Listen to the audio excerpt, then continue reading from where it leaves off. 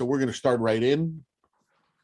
So as you know, if you've been through this before, what we do is we train a bunch of positions at once. And this is for a variety of reasons. This is so that folks who are an ID checker or maybe a greeter or a ballot clerk or tabulator tender know the other three positions in case for some reason you need to be moved around at the election. So if you're an ID checker or a ballot clerk or a tabulator tender, in this first hour, we'll be going through all three of those positions. It's unlikely, but it does sometimes happen. The moderator needs to move someone around because of a last minute vacancy or some other issue. We then excuse you and we go into the moderators and the assistant registrars, and we refer with them to the what we call the special cases of individuals who are not just coming to the polls with ID ready to be checked off. We and then we review the moderator's return, and we have some other videos that we prepare for you and we'll highlight for you, and that's it. So we'll proceed first with reminders. Okay, so all of the schools are closed to students for the day. However, there will be teachers there. That shouldn't be that big of a deal for you because all of our poll workers, or at least the vast majority, vast majority, are full day. So when you get there at 5:15 in the morning, you should have your choice of parking spaces. We ask you not to take the ones immediately adjacent to the school and leave those for poll workers. But obviously you're going to park fairly close and you shouldn't have any issues. There will be teachers entering some, if not all, of the buildings later on for some teacher training. You will be supplying your own beverages and snacks and breakfast, lunch, and dinner during this as we continue through the pandemic. We do give you an additional $15 in your paycheck to subsidize that. Please, if you're bringing beverages, make sure they have tight lids. We prefer you keep them on the floor and not next to you, especially if you're using a bunch of paper, like a paper checker, that's just going to soak that coffee up. Breaks, your moderator and assistant registrar will work with you related to having a sufficient number of breaks during the day. I would ask you, if for some reason you are dissatisfied related to the way your lunch or dinner or the breaks work, we would like feedback related to that. And there is an anonymous survey sent out to all poll workers after the election. Only Mary and I, not even our staff, see the responses to that. And that goes back 5 or 6 years that only myself and my counterpart have seen that. So please feel free to give us honest feedback on all of the questions that are asked in that survey. As far as books and phones and other items of distraction, knitting, etc., this will not be a super slow election like the primary. So I don't think you're going to be in a situation where you're going to find you have a lot of break time in between voters. Of course, we don't mind any of those things so long as you are not damaging the flow and making people wait. Okay. If you are, please be cognizant of that and don't be surprised if your moderator doesn't gently ask you to put it away. Masks are required in all town buildings and schools. If you're not feeling well shortly before Election Day, please let us know. We'll keep you on the list for the next election. Certainly, there's many people who are not working for a variety of reasons. We totally understand that, and that will not preclude us from inviting you next time. We'll talk a little bit more about masks, I think, in a little bit as far as the voters are concerned. If we don't have a slide on that, I know someone will remind us. Oh, look, here's the slide. All right, so how to handle the unmasked voter. So all voters are asked to wear a mask. If a voter does not have a mask, you can suggest they visit the moderator, who will offer them a mask. If the voter refuses a mask, we're not going to engage in any additional discussion with them. We're going to get them back in line, okay, and get them through as quickly as possible, okay, because the Constitution does in fact trump the mask mandate, and they can vote even without a mask. We just ask people to do that as a courtesy, okay, and I think you will find that 99% of the people will. It is not worth the agita to engage with these folks beyond offering them the mask, okay? You're masked, you're vaccinated, okay? So I don't think we have to go crazy on this one, okay? So I just want to add that we've now conducted a number of elections through the pandemic, and we've had a tiny, in less than a handful of people who are determined not to wear a mask. It's not going to come up often, if at all, at your polling place. Right. So the important part is to know is, again, masks are requested. However, the Secretary of State has made clear voters without masks can vote. All right. So poll worker. I'm sorry, Fred, I need to interject 1 second. That statement that Mary made, at least for District 1 at JC, was not the case. We went through more than one box of masks. What occurred, since Fred has said that you cannot be in a town building, it was very easy. I mean, I simply said to them, you know, you're free not to have a mask, but you're free not to be in this building without a mask. And once you say it that way, they were more than happy. But we went through more than a box of masks. Several people came into JC and they didn't have it. We are talking about two different things. We're talking about the voter who comes without a mask. People forget their masks, and they should be directed to the moderator, and many people are happy to, it's the moderator who should be handling that, and many people are happy to be given a mask and wear the mask. Yeah, Elizabeth, yours is a success story. Yes. Yes. We're talking about the situation where the people are refusing masks. Oh, okay. All right.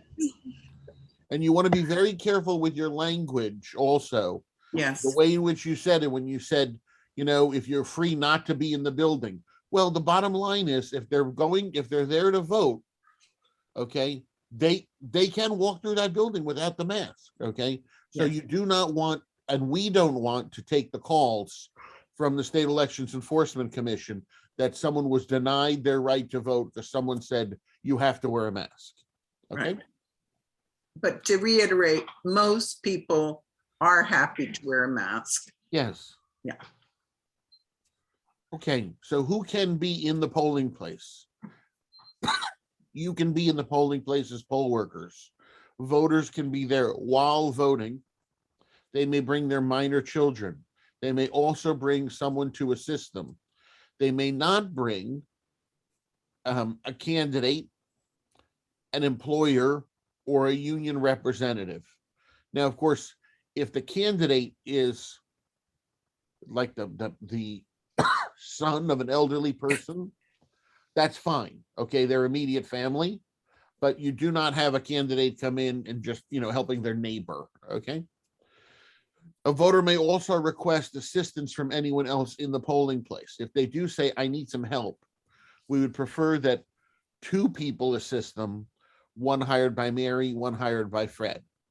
I'm not saying one Republican, one Democrat, because I know I have many folks who are unaffiliated and even some Democrats, so it's not going to even out that way. We're just trying to do one hired by each side, okay?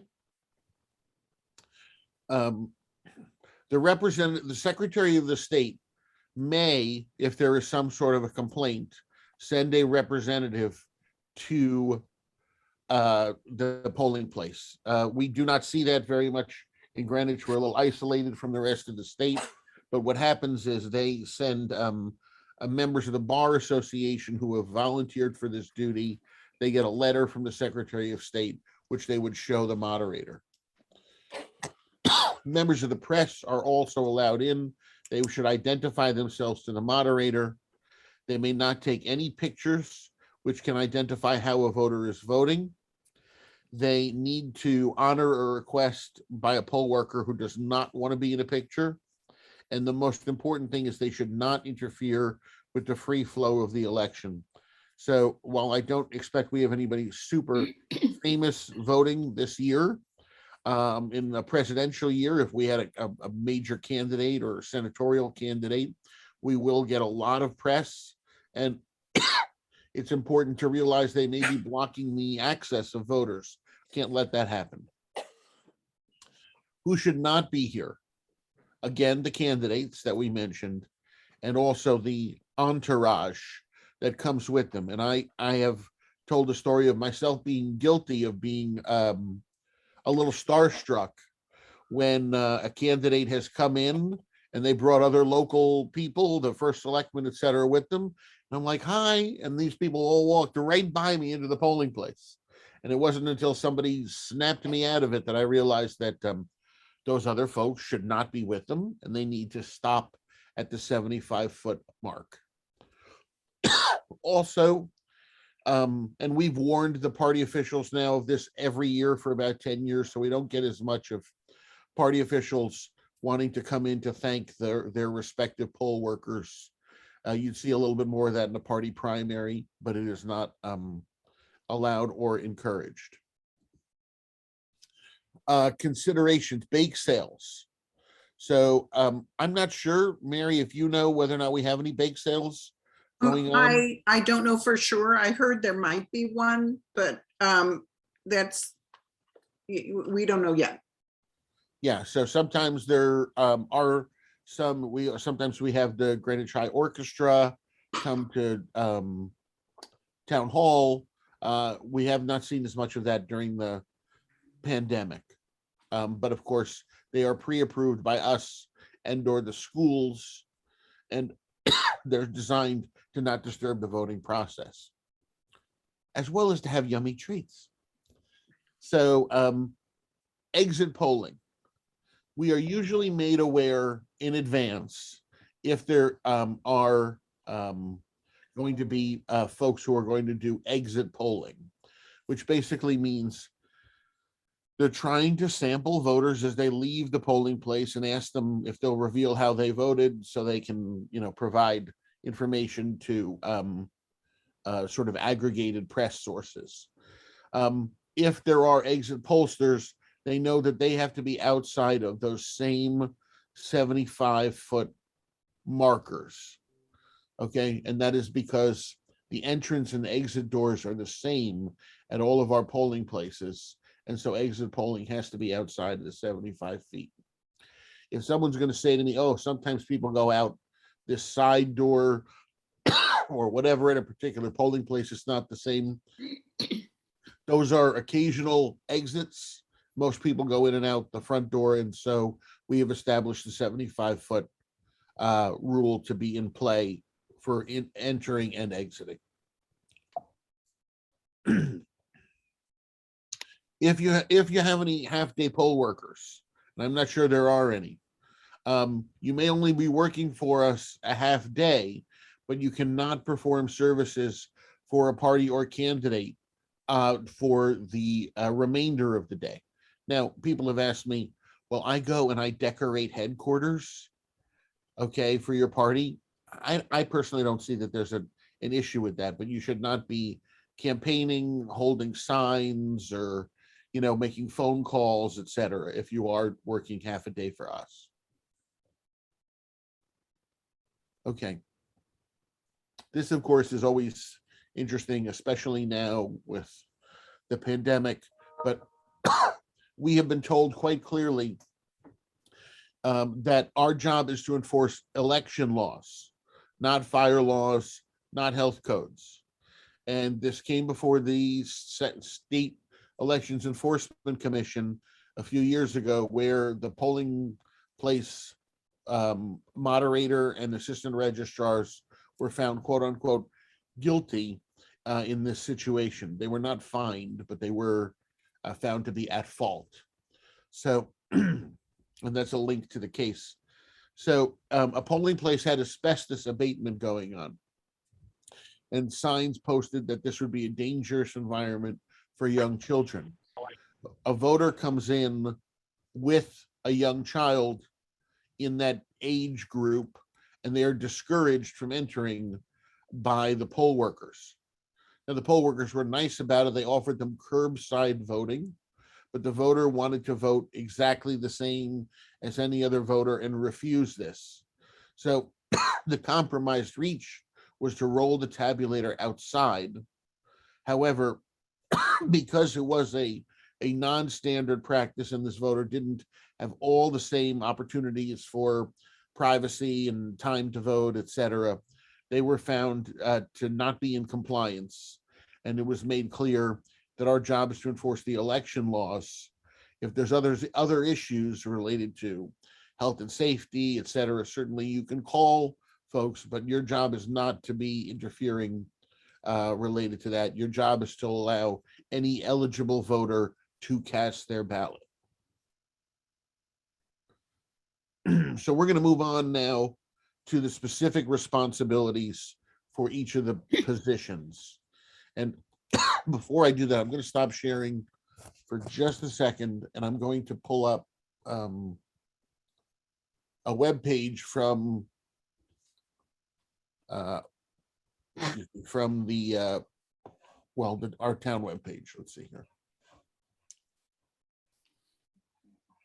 Okay, so all of you should already be familiar with this page because you've probably gone there to either fill out your application or to look for poll worker materials. Let's see if I can get this up here.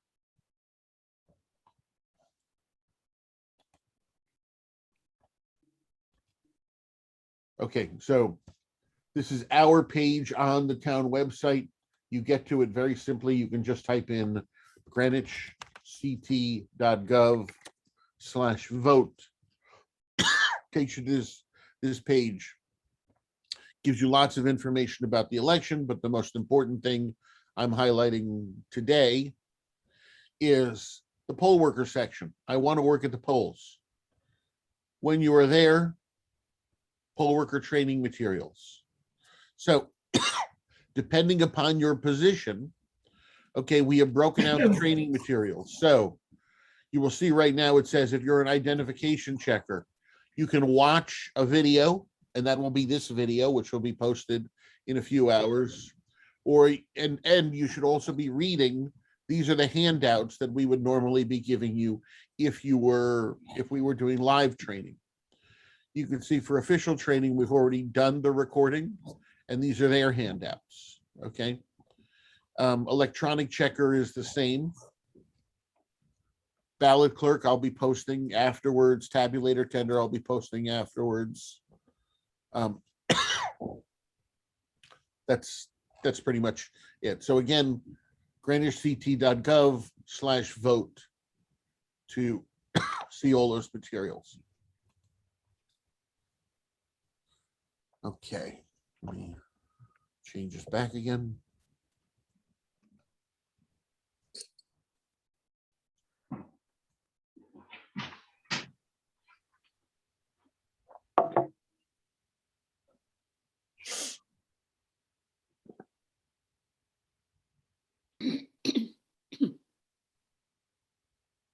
Okay, so as an ID checker, many towns do not have ID checkers. Some of our poll workers are happy to have ID checkers there. Some of them say, it doesn't, in fact, speed up the process.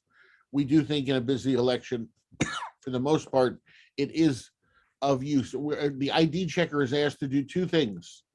The first thing they're asked to do is to ask people to get out their identification. Notice I didn't say driver's license. I said get out their identification. And if they do not have identification, they can refer people to the moderator. This keeps the line moving, okay? You should ask the voter to announce their street number and street name, and then ask them to announce their name. The reason for this is that's how they're listed in the paper poll book and the electronic poll books, okay? Now, and your job as an ID checker is you are assisting to verify identity, not residency. So what that means is someone, remember, there's many types of valid ID, some of which have no address on it whatsoever, okay? So someone can show you a credit card because it has their name and signature. They can show you a utility bill, okay, because it's pre-printed with their name and address. They can pull up, and this obviously takes some time and we don't encourage it, but if they have all of their bills and things that are electronic, if they can go to the website for the utility company and pull up the bill in front of you, that is also acceptable. They cannot show you a picture of the bill. They have to actually, you would actually have to witness them go into the website with the username and password. But most people make it a little simpler and have something that's already pre-printed, okay? Now, they can also have a Florida driver's license, okay? Because again, they may be living in two places. They may choose to vote only in Greenwich, and you are verifying their identity. So it doesn't matter the address on the license, you are verifying identity, okay? Along the same lines, sometimes people have moved and their driver's license, it may be a Connecticut license, but it isn't up to date or doesn't show, and that's been a stumbling block, but it should not be. Right, you're verifying identity. Okay. So you're going to ask the voter if they have ID, or you're going to say, please get out your ID. And we have some lovely language for you, which we ask you to jot down and try and memorize to speed up the voter check-in process. Do you have an ID with you? Again, there will be a piece of paper in front of you with all of the appropriate forms of ID for this election. As a reminder, any pre-printed ID with name and address, name and signature, name of photograph. I mentioned the utility bills. I mentioned obviously the driver's license, even a Florida driver's license, etc. I'm going to mute Patty Hawkins because Why apparently didn't you mute everyone else, Fred? Yeah, there we go.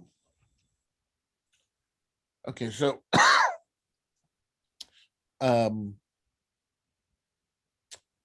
any questions related to ID? You can either unmute yourself or you can raise your hand. Raise your virtual hand if you know how to do that. Yeah, I have a question. Sure. So I'm new, but so if everybody is listed by address and somebody comes in with an ID from a different state, which is their name, what's the quickest way to find them? Or is Well, they should know where they live.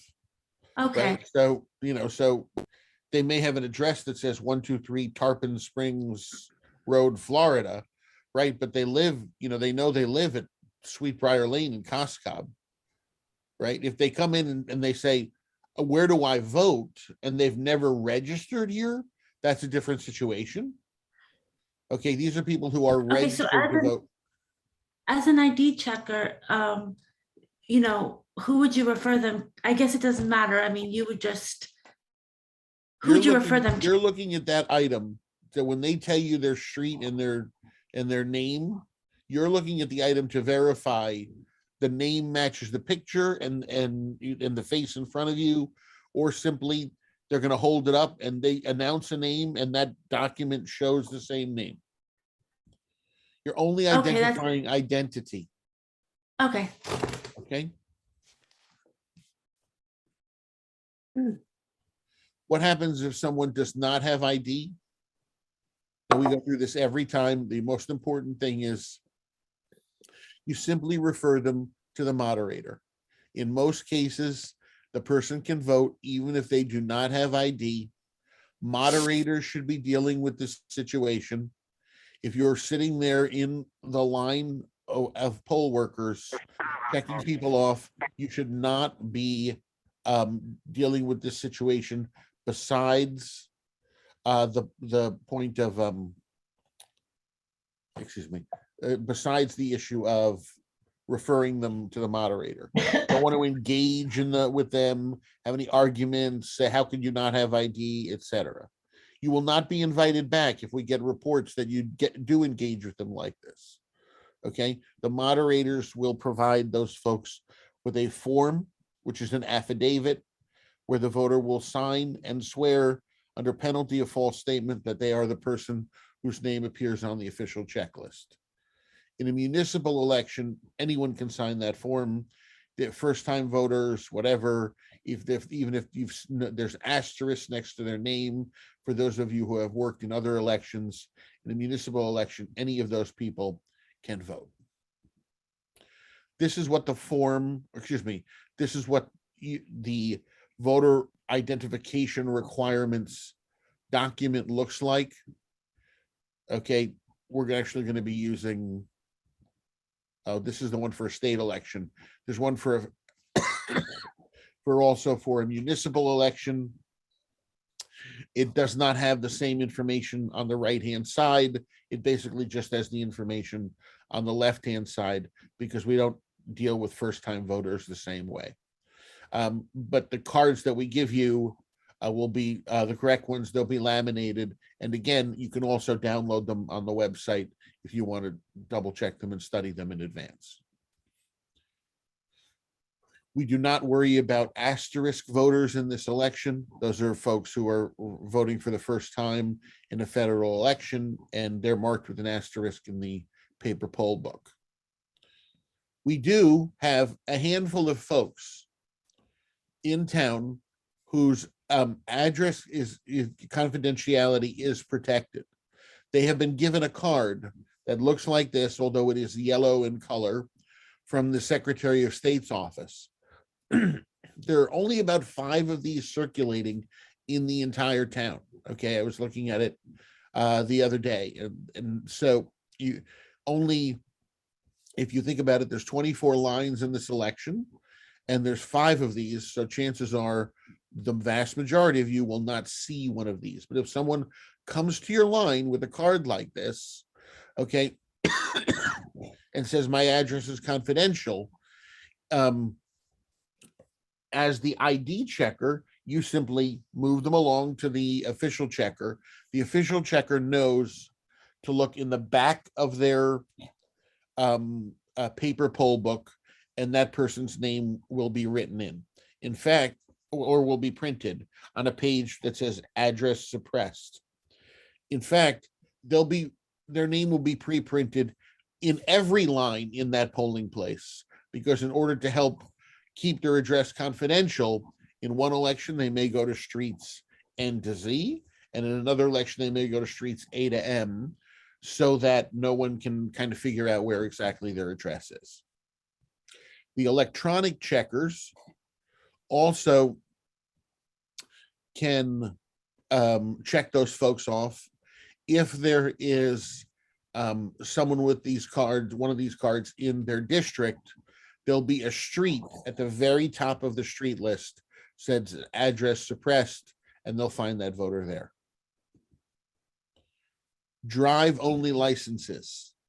Okay, so if someone does have a license, okay, there are licenses that are given out which are only for the purpose of driving, not for identification. They're not used to prove citizenship, legal residency, etc.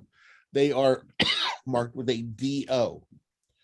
The fact that a license is not for federal identification has nothing to do with whether or not the person is a citizen, etc.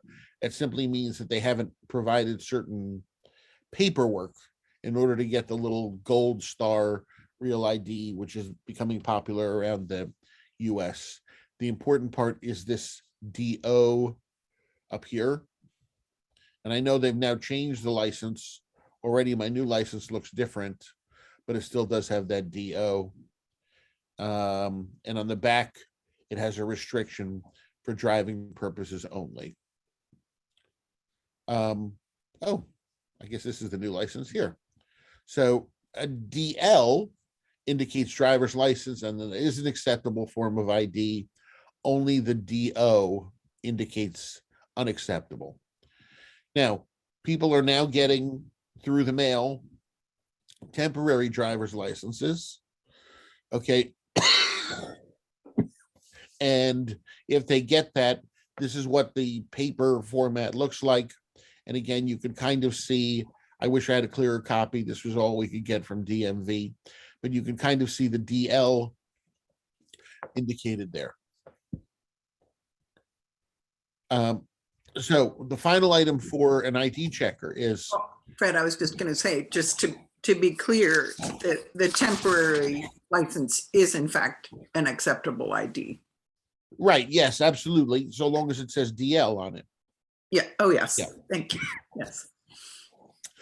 So every ID checker that you have a question, yes. Just very quick question. So is there a temporary license page that has a DO on it? Yes, it would have, I don't have a sample, but what basically, if you can see here in this state of Connecticut icon, if this one says DL, a temporary page could That's say D. acceptable. But if It- it says DO, it's not acceptable. That is correct. Okay. We don't really, we go over this and I've shortened the presentation on this portion over the years because we really don't see that many drive-only licenses. Okay. So if you were an ID checker, we ask, it sort of helps, the process. If you keep track of the number of people who pass by you, okay, and are voting each hour, because that helps us match up with the ballot clerks and with the official checkers, et cetera, to make sure that we're accounting for every voter and every vote. So there is a tally sheet in the back of the paper checker book. When you get there, the paper checker, you can either remind them or they will know to tear that page out and hand it to you, okay? And it looks like what you see here on the left. On the left. Yes, Yeah. So it looks like what you what you see on the page. And as the day proceeds, you will simply make tick marks to indicate how many people have voted. And you will keep this, the column total for hours, the number that passed by you that hour. And the second column total to date is cumulative. Okay. So we had 8 people the first hour. We had 9 people the second hour. So we had a total of 17 people. You're just going to continue that throughout the day. Every hour, the moderator is going to stop the line just for a second. Okay. And they're going to come around and they may ask you for those counts. Or throughout the day, the official checker next to you might be curious to know how many people have passed by, et cetera, so they know they're being as accurate as possible as well. If you're a ballot clerk, you'll see we have a special sheet for you as well. It has a few extra columns for spoiled ballots. So make sure the ballot clerk gets the correct one. It'll say ballot clerk on it. And the regular tally sheet is for the ID checker. So we are not training today our official checkers. They're trained separately in a 1-hour class. The important thing to know is, and we always try and remind everyone to remind them, they are given a purple highlighter. And that highlighter is to be used in the event the computer checker's computer goes down to help them synchronize. They've been trained on this. We're just trying to make sure as many people remember that about that purple highlighter as possible to keep the line moving. They spend most of their day checking people off, dealing with inactive voters, voters who moved into the district, and some rare occasions of special ballots. Also trained separately from this class are unofficial checkers, who are also referred to as electronic checkers or e-poll book checkers. They use the computer to check off voters, just like the paper poll book checker uses the paper. And again, if the computer goes down, my Amazon went on, sorry. Oh, There, it stopped. Wanted to sell me some Calphalon pants. If the computer goes down, once again, this purple highlighter can be used to help keep the paper and the electronic checkers in sync. Okay, so ballot clerks. If you are a ballot clerk, when you get there, okay, the moderator is going to give you a few items. They're going to give you a sample ballot to, oh, Dawn Frateroli has raised her hand. Yes, Dawn.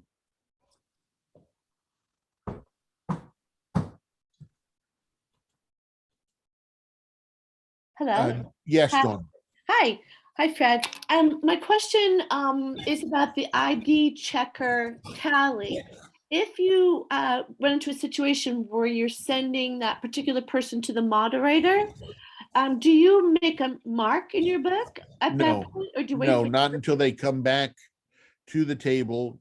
If they're able to vote, in almost all the cases, either the moderator or the assistant registrar will be escorting them back to the table and saying, this person can vote, and giving additional instructions to the official checker and the electronic checker on what they need to do.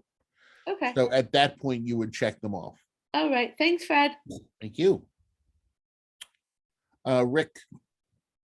Oh, one of our official checkers had a concern at the special election. She said that she used to have the tallies printed on the pages for the number, and it wasn't done that time, and she got very upset because she had to do it herself. Will that be there or not be there? We did run into a problem right before the election related to that. We have since tested, and so far so good. It looks like we'll have those printed for the November election. And we did point that out as well in the official checker training. So yes, we're aware of that. Thank you. All right, so now finishing with ballot clerks. So you're going to get from the moderator a sample ballot and ballot instructions, which you can tape down on the table in front of you. You're also going to get a ballot worksheet from the moderator, which you're going to be filling out with information from the beginning of the day and information from the end of the day. And we have a sample in here for you to see. And you're going to get your first package of ballots. Okay, so what's going to first happen is there's going to be a big black bag that's sealed with all of the ballots for the election. Together with the moderator, you should verify the number of packages of ballots in that bag.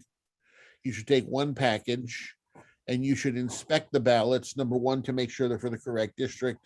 Number two, to make sure that they don't look foggy or have some sort of printing errors. Obviously, we've done some of this in our office as well. And then you should open the package, and there should be approximately 100 ballots per package. Now, can there be more or less? There can, because, the printers, can be doing this. It's a high speed kind of situation, and, there could be extra. We do not ask you at the end of the day to have accounted for every ballot numerically, but from a chain of custody standpoint, you should kind of know where your ballots are going. And so long as they're either with you or given out to a voter, they're in the right place. Recently, we had quite a few districts who reported some ballots stuck together. So you do want to be careful with that when you're counting. Do not pay attention to this line here. We'll remove this. We are not using extra absentee ballot style ballots in this election. That was an experiment last year when we didn't know how many ballots anybody would need. And we're not doing that again. You do want to verify the ballots are correct for your district, as I mentioned. And again, you want to get the tally sheet from the back of the official checkers book. On the ballots is- being stuck together, the important issue to watch for there is that when you're handing a ballot to a voter, that you don't have two ballots that are stuck together. Yes, very good point. Thank you, Mary. So on the ballot clerk tally sheet, you will notice that first of all, it says ballot clerk. So it'll be easy to identify. It also has a column for spoiled ballots per hour, because in addition to tracking the number of voters who passed by you, you're also going to be tracking the number of ballots you handed out. And if a ballot comes back to you and you're spoiling it, you need to be aware of that as well. So again, you're going to be marking things off in the same fashion. Okay, and also marking off any spoiled ballots. So what exactly do you do during the day? Well, you hand out ballots and you explain to the voter, and I mention this every time because we do vote in November, the importance of keeping the ballot dry. If the voter needs instructions on how to fill out the ballot, there is a sample in front of you. You should mimic or sort of pantomime filling in an oval. We have had situations where, innocently enough, a volunteer has filled in ovals and people have thought these were subliminal signals on who they should be voting for. So just pantomime that. There's no need to actually fill in the oval on the sample sheet in front of you. Okay. I believe we will have privacy sleeves again, because these ballots are so large and are double-sided. And so, whereas in the previous elections, we were just giving people kind of a sheet of paper that they could, just sort of cover their ballot with. This time we are giving the privacy sleeves. Again, I think we're all a little more knowledgeable about how COVID works now, and there's less worry about surfaces and things and far more worried about aerosols. So we don't have the same kind of concern. But of course, we have gloves and we have hand sanitizer and all that kind of stuff available. Spoiled ballots, if a voter returns their ballot to you because they made a mistake or because the tabulator wouldn't accept it for some reason, you need to spoil the ballot. We'll review how you do that. And you must place it in the spoiled ballot envelope. There's also abandoned ballots, which is its own situation. Okay, and the moderator would make a note of an abandoned ballot. And there's also an envelope for you to seal those in at the end of the day. These are some articles from the last few years related to wet ballots. And you can see, once again, that when we tell you this, we really do mean that it can jam the machines. Here's the Secretary of State 3 years ago talking about how these ballots, because they are wet, if they jam the machine, a machine which usually handles 2,000 or 3,000 ballots, those ballots now suddenly may have to be hand counted or fed through a new machine. And by the way, it takes a long time to feed a couple of thousand ballots through a machine. Mary and I have done it a few years ago, and it took us 4 or 5 hours. So it's not a situation to be taken lightly. So you have, as a ballot clerk, you've explained about keeping the ballot dry, you've done instructions, you provided the voter with a privacy sleeve, and you can also, as we mentioned, provide replacements for spoiled ballots. You must get back the original ballot in order to do that, okay? When you get back a spoiled ballot, you want to use a privacy sleeve or something to put that ballot and cover most of it so you do not see how the voter voted, to maintain their privacy, and then pull out just the edge and mark through the edge as I've done here. Those are timing marks if there are blemishes or other distinguishing characteristics written on the timing marks. That ballot can't be put through the tabulator.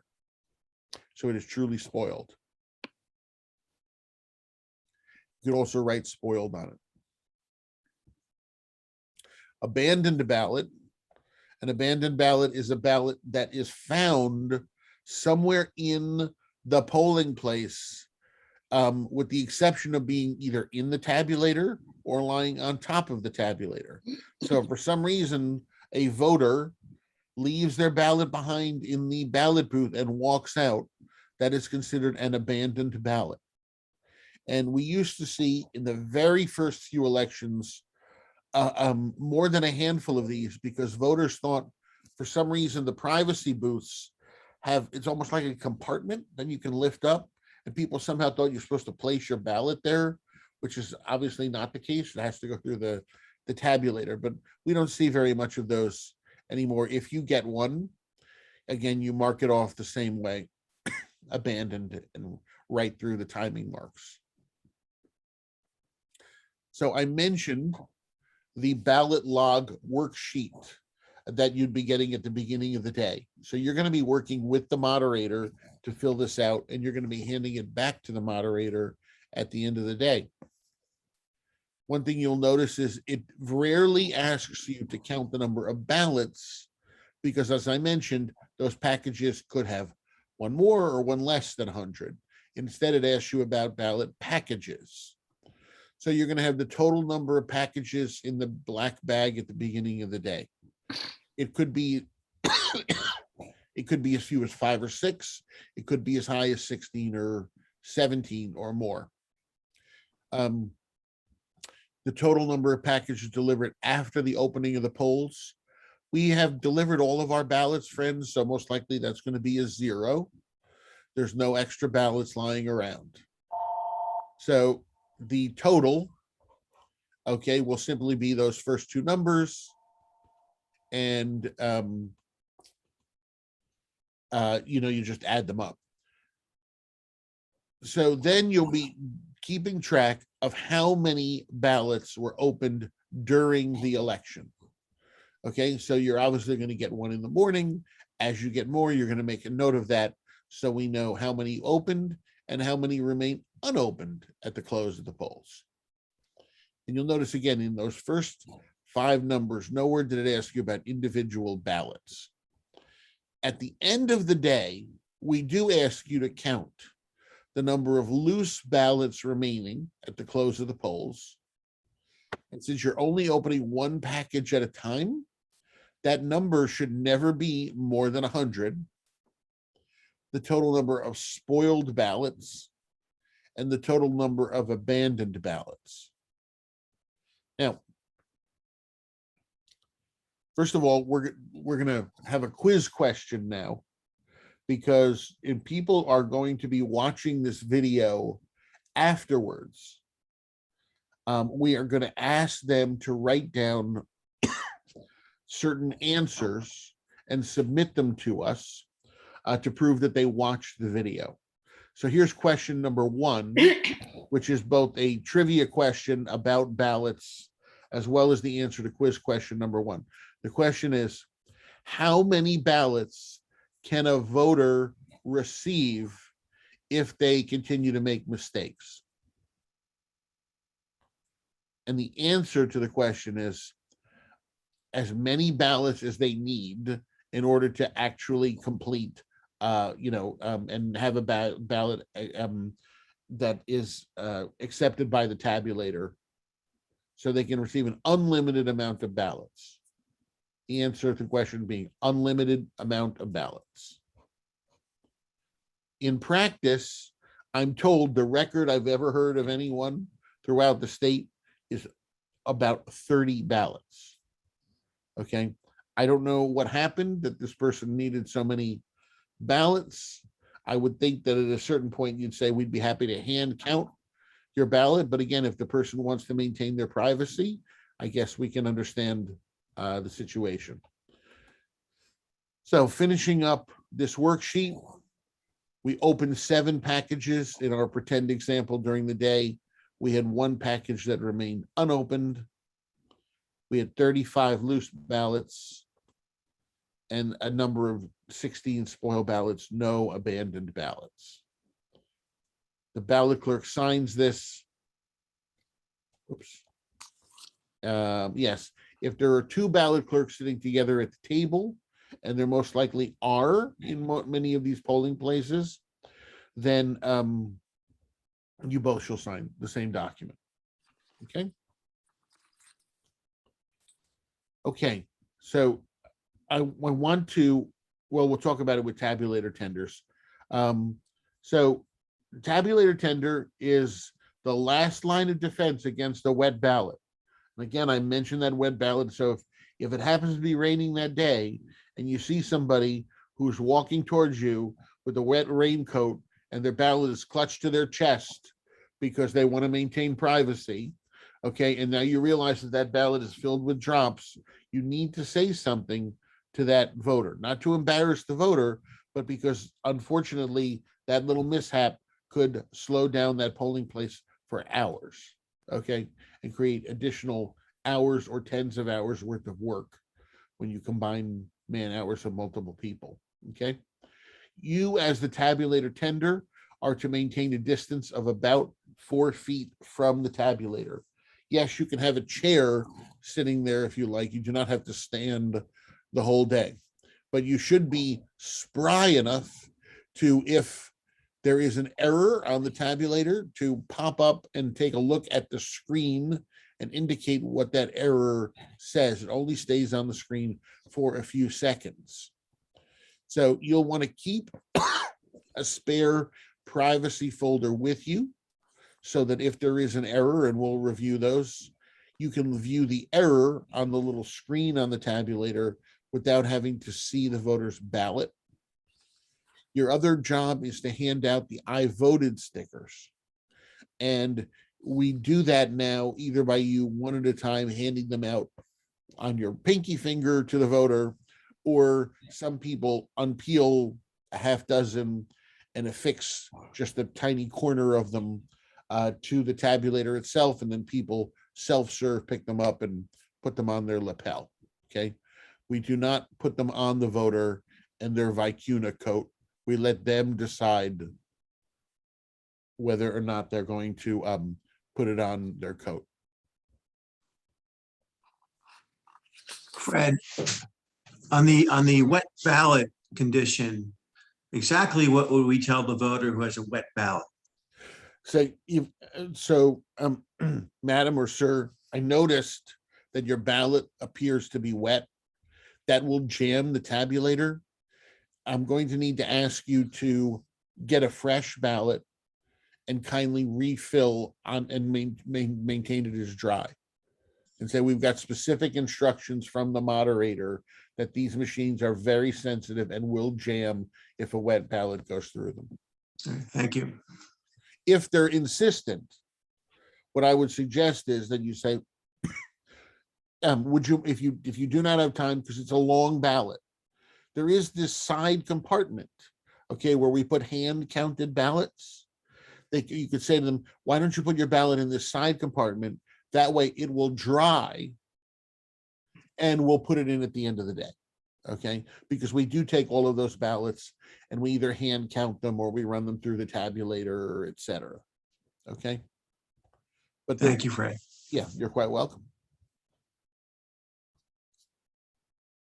No one here got my vicuna coat reference to Sunset Boulevard? No? Okay. So it's a whole song about vicuna coats and the musical Sunset Boulevard. Anyway, all right. Again, won't belabor it, but I am belaboring it. Another article about wet ballots in a recent election, this time in New Haven, okay?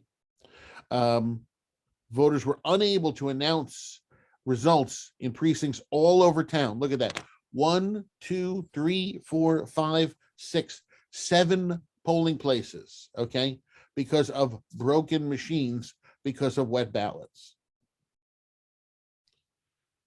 Okay, so now if you're a tabulator tender, there is this small 2-inch, maybe 2.5-inch wide, 1-inch high screen that has 2 digital lines on it, okay, of error codes in case there is an issue with the ballot. So typically what happens is the ballot comes in, the ballot slides out back towards you, at which point one of these error messages appears. We're going to go through them and what to do in each case. First case is very common. Ballot not read, please reinsert. So typically when that ballot was put in, it was slightly off kilter. Okay. And as a result, the timing marks did not match up. You can simply reinsert the ballot, and the ballot can go through the machine any one of 4 ways, just like you should flip your mattress if you have a traditional mattress. This is the same kind of thing. If the ballot's not going through, tell the voter to rotate it or tell the voter to flip it over and just try it again. The machine is smart enough to discern which side is which, so it will read it no matter which way you put it in. And Mary and I know that for a fact because we tested that along with some other folks on this call for 12 hours on Thursday, putting thousands of ballots through different tabulators. If for some reason the ballot continues to be rejected, we don't say to the voter, well, here, let me take a look at that, see if I can figure it out. No, we need to make sure privacy is maintained. And so the best thing you can do is say, I apologize, don't know why. You can do one of 2 things. You can either put your ballot here in the side pocket, okay, and again, it'll be hand counted at the end of the day, or they can get a new ballot. The old ballot would be returned to the ballot clerk, and they'd receive a new ballot and can fill it out again. In the municipal election, people get a little cranky about having to fill out a new ballot because there's all those RTM candidates, it's a 2-sided ballot, etc. So you may find it more worthwhile to offer them the side pocket, because if someone has done a job of beautifully filling in all of those ovals, they really don't like it when suddenly there's a little bit of an issue and it's not going to work for them. So the second error that can appear says blank voted card. So our machines will not accept a blank ballot. So people who come in and as a form of protest, we see this a lot at primaries, they want to file a blank ballot, it's simply rejected. There's nothing that can be done related to it. The machines are not programmed for it. If the voter is insistent, you say, well, you can just put it in the side pocket and we'll hand count your non-vote later. Here's something interesting though. If a voter says to you, but I did vote, okay, well, perhaps that voter did not read the instructions, and instead of filling in the ovals, they circled names or did something like that. In that case, because they did not make their marks inside the ovals, and that is the only place where the tabulator looks, a tabulator could in fact interpret that as a blank ballot. Someone could come in and they could do write-ins. And if they write people's names in, but they do not fill in the associated oval with the write-in, again, the tabulator will think of that as a blank ballot.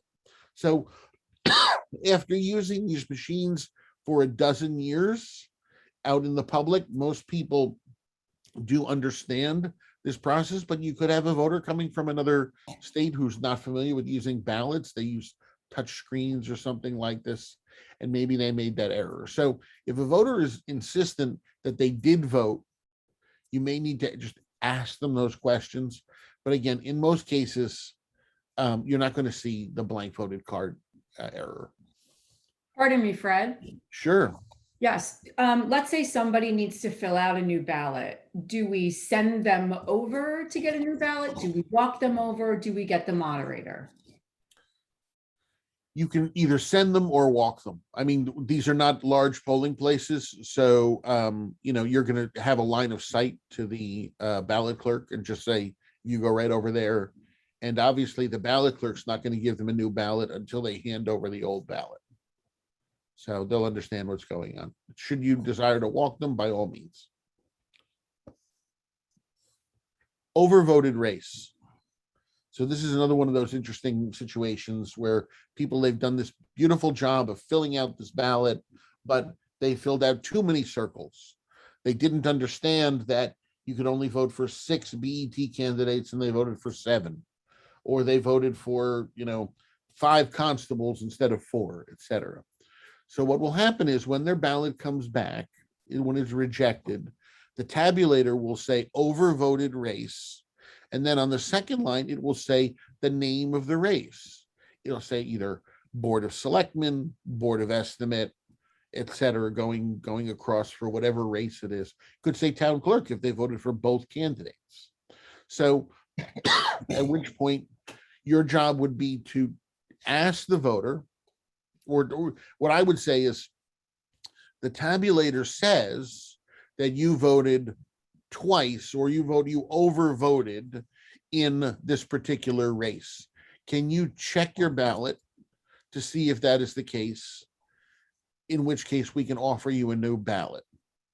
If the voter doesn't want a new ballot, what can happen is you can take the ballot, ask them to put it in the manual counting pocket on the side, and that ballot will be counted manually.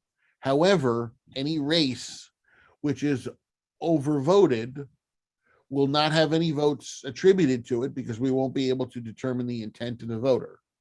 So it's important, obviously, if they care about that particular race, that they have a ballot that functions. But again, if somebody has come in and they wound up filling out 24 ovals for RTM when they were only supposed to fill out 23, okay, they may decide it's not going to, my vote's not that important on this race, just let it go. That's up to them. Obviously, we believe every vote is very important. Excuse me, Fred. Yes. What if someone actually attempts to erase an oval that they've darkened? What happens with Well, so we give people pens. Mhm. Now, the ballot will take pencil, but unless this person brought their own pencil, okay, and as a very good eraser, there may be stray marks, which will make it seem like there was an overvote.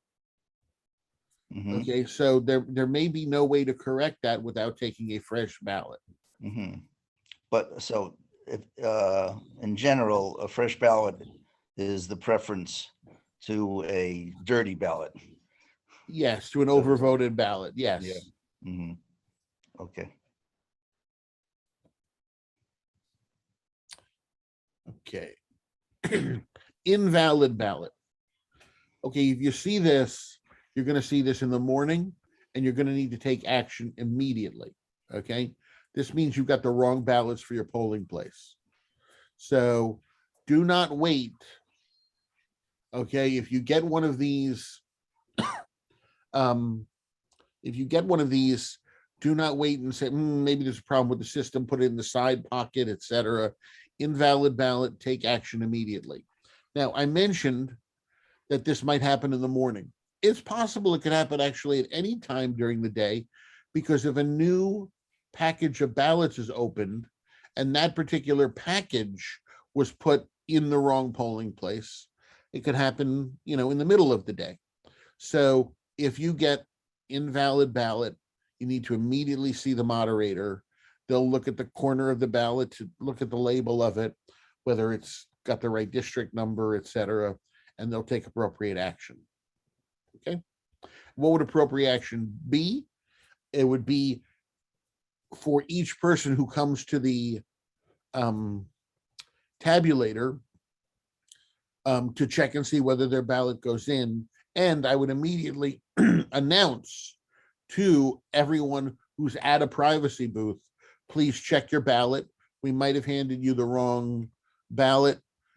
This should be a district. Your ballot should say District 11 or whatever district it is in the upper right-hand corner. If it does not, please come see me immediately and stand and make their presence known. Okay? Fred, Yes. I'm sorry about that before. I couldn't get to the phone fast enough. I moved kind of slow. So you muted me, but that's okay. I couldn't get to it fast enough. Okay. Do you have any Do I questions? do I still need to be on? What position are you? Ballot clerk. Yes, you'll wait till the end of tabulator tender and then you're dismissed. So you'll just be another minute or two. Okay, fine. Okay. So two final messages you'll see. The first is counted ballot jammed in reader. So what happens is, in this case, the ballot is accepted by the tabulator. It gets all the way through and you'll see about a centimeter of it sticking out in the front side of the ballot. Somehow that ballot got jammed. And I don't know why it always gets jammed in that same place. And it's holding on at the very end, like on a precipice over a cliff. Well, the good news is the ballot in this case has been read already. So when you call the moderator over and they take their keys and they unlock, okay, and separate the tabulator to try and get to the back of that tabulator with that ballot, all they need to do is gently pull it out and let the ballot fall into the bin with the other ballots, because this is a counted ballot, which has been jammed in the reader. Now, the more nerve-wracking situation is returned ballot jammed in the reader. So in this case, the ballot is hanging exactly the same way, okay? But when the moderator goes back to retrieve it, they've got to be super careful that when they pull that out, that the ballot does not fall into the tabulator, because this is the back of the tabulator. When you open it up, does not look like a can of Pringles where everything is beautifully stacked one on top of another. When ballots fall in there, they fall in all sorts of haphazard ways, and you're not going to be able to see something lying beautifully on top and say, that's the ballot that wasn't counted. So the moderator will gently separate that ballot. Okay, they will reassemble the tabulator and they can allow the voter to reinsert that ballot. If it continues to happen that it gets jammed like that, then, and I'd give them 2 tries, the first failure and a second failure. You need to then say to the person, there's a problem with this ballot. We apologize. You can either put it in the side compartment and we'll hand count it later, or you can get a fresh ballot. But you can't be doing that over and over again for fear that every time this thing may fall in, like the sort of Damocles hanging over your head. Okay, finally, you will recall when we spoke about abandoned ballots with the ballot clerk, I said a ballot is abandoned if it is found anywhere in the polling place except on top of the tabulator. Sorry. Okay, if the ballot is left on top of the tabulator by accident, okay, by what we refer to as a fleeing voter, okay, that ballot can in fact be put through the tabulator. Okay, for whatever reason, that voter did not push the ballot in, or maybe they pushed it in and they weren't aware that it had gotten rejected, and you as the tabulator tender were distracted, okay, and didn't notice it either. If they disappear, okay, you can insert that ballot in the tabulator if it's lying on top. If it's anywhere else, such as left in a privacy booth, etc., you have to mark it abandoned. But as the 2 bottom bullets here say, the ballot that has been left on top of the tabulator is the only instance where it's acceptable for the tabulator tender and the moderator to push the ballot in. So you want to call the moderator over so they can make a note of this in their diary. And again, other cases, ballots should be considered abandoned and returned to the ballot clerk as a spoiled ballot.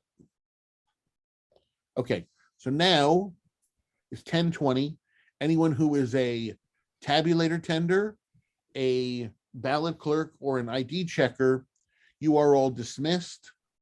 We'll have about a 5, let's see, I have 10:20, so we will resume at 10:25. And we'll go through the moderator and assistant registrar. Hopefully we'll do that in just about an hour. And then everyone remaining will also be dismissed.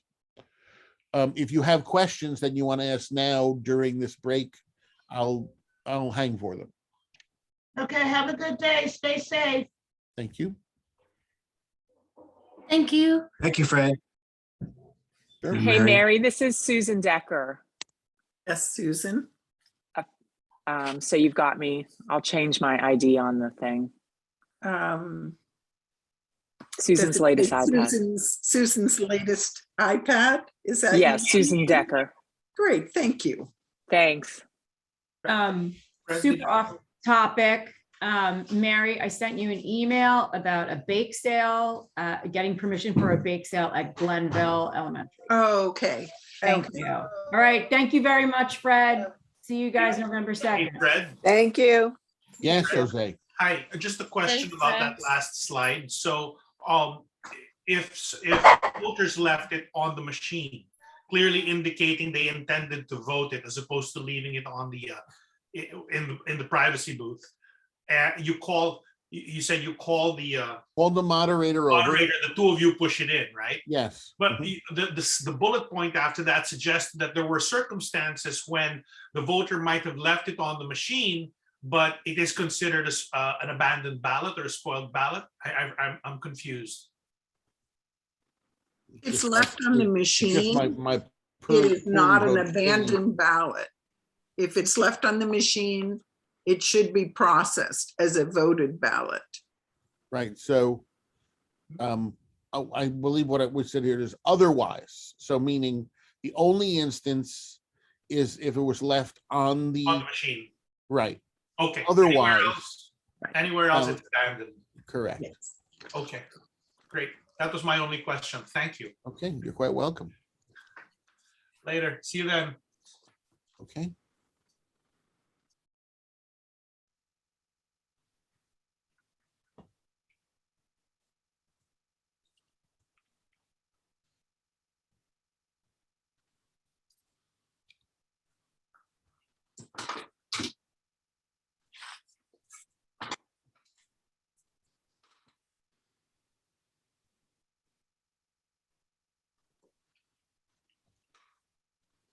Fred, you said that the ID checkers would have like a cheat sheet. Will the moderators also have like cheat sheets also? The cheat sheets are, excuse me, cheat sheets are laminated documents. So there's one in front of every ID checker. However, we have a photocopier in the little blue bin that's set up. If for some reason you need a copy of something and there's nothing in your moderator material, make a photocopy, keep it for yourself. Or you can also, you're going to get your moderator book in advance of the election. If for some reason we do try and put a copy of all of the training handouts, not the PowerPoints, but the other shorter handouts in there. And that's so you could photocopy them if necessary, if someone forgets theirs. Again, if there's something that you have an issue with finding, you can always print it out from the website and put it in. Because all the same Okay. materials are on the website. Thank And you. if you're really good, I'm pretty sure all these printers that we put out there, you know, we've had some issues hooking them up to the networks and stuff, but they do have Wi-Fi, and it may be that you might be able to connect to them via AirPrint and either download something onto your phone and print it out as well through there. But I haven't tested that. Okay, thank you. You're quite welcome. Thank you very much for stepping up, Kylie. Okay, friends, so we're going to get started again with, everybody can see moderators and assistant registrars on their screen? Yes. Okay, great. Well, so that's all that should be left listening in on this call. Of course, if you are not a moderator and assistant registrar, you're still welcome to listen in, but the material will primarily be for those positions. So the moderator is the chief polling place official. They're responsible for maintaining the order of the polling place that is listed in Connecticut general statutes. They primarily take care of payroll, the results, the paperwork, and of course, generally maintaining order. And this, of course, is how it's laid out in statute. Okay, the assistant registrars are considered representatives of the registrars. And so what that means is in towns with one polling place, there are no assistant registrars. The moderators are there, excuse me, the registrars are there during the election, and they're able to deal with any issues with registration lists, you know, that occur live in real time. So my dear friends in Bethlehem, Connecticut, for instance, which have a single polling place, their polling place has a big window that is actually the window into their office. And so that way they can watch what's going on the entire time and deal with any issues right then and there. So while that is how it's laid out in statute, the reality is that we suggest and encourage the moderators and assistant registrars to divide their duties such that the work gets done as effectively as possible. So if there are folks who are focused and enjoy doing a particular aspect of the day, let them do that, so long as everything is covered. For instance, I often go back to a team many years ago in District 6, where one of the moderators loved working on, one of the assistant registrars really helped and was focused on completing the moderator's return. The moderator himself would deal with a lot of the issues with voters and any issues with their registration.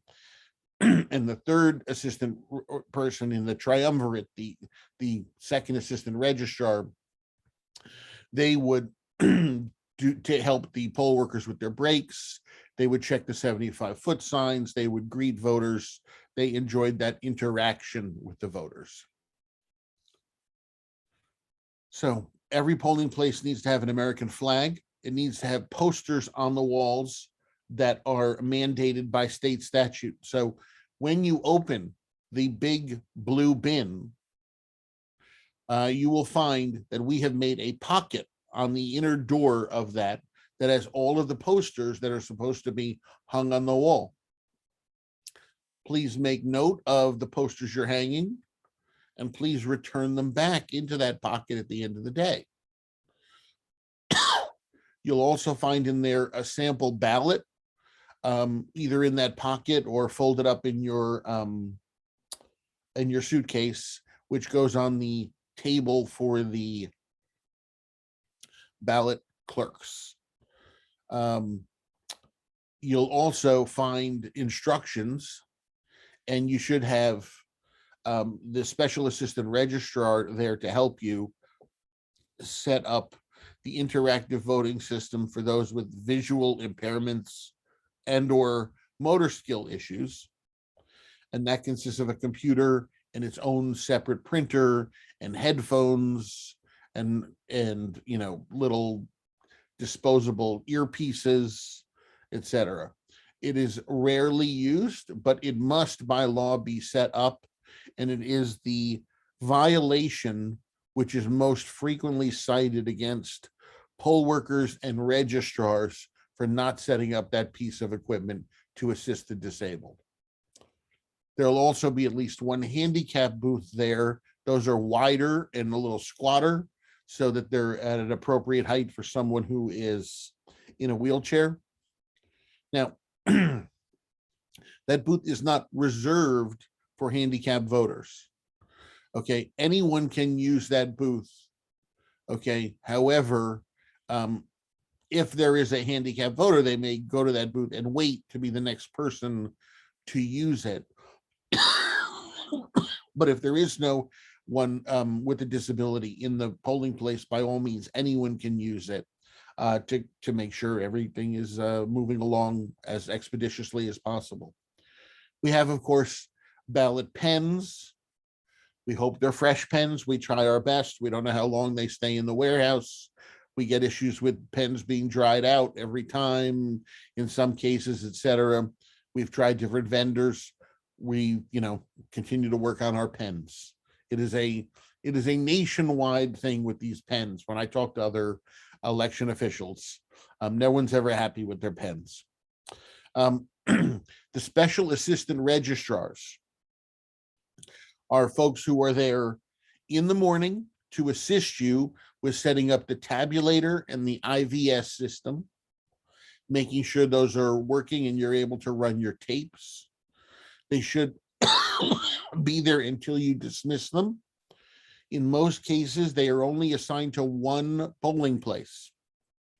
So as a result, okay, they should be there at least until you've opened the doors, and maybe even a little beyond that.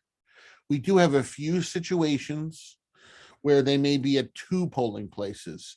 For instance, Bentheim Western Greenwich Civic Center and Glenville School. So in that case, they may need to leave to set up the other one, but they can certainly come back if you have some sort of an issue, okay? If you're not satisfied with the job you're getting from your SAR, let me know. That's why you have a moderator's diary, and it's also why we have that confidential survey. We really do rely on that confidential survey.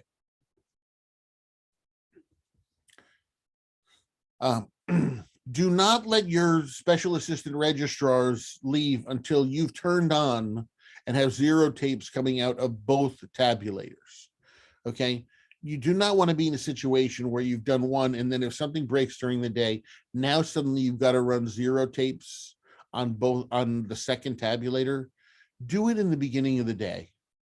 And I hope, and Mary, maybe you can make a note. It may be too late. We put it in here as a suggestion, but I never know if we ever pack it in. We used to have a moderator who would bring their own black trash bag with them. Okay, and what would happen is they would set up the second tabulator. They'd have it ready to go. They'd have it plugged in. They'd have it right next to the main tabulator. If something happened and there was too long of a delay, okay, and they couldn't fix the main tabulator, they would simply pull the plastic bag off, okay, and start up with the other tabulator. And then, of course, what that means is, especially if it's early in the day, you want to take the ballots from the main tabulator and feed them into the spare, so you only have one tape. Ideally, we should only be seeing one tape from you. If you have two tapes, there's always a lot more room for error. If we get audited and we have to recount, okay, that could also expose other issues where hopefully a ballot wasn't counted. So ideally, one tape, okay? Now, when you print out your zero tape in the morning, you're going to have printed out 3 times. You're going to put one on the wall. You're going to leave one in the machine, and that'll be attached to the results later on. And you're going to put one in the bag with the used ballots.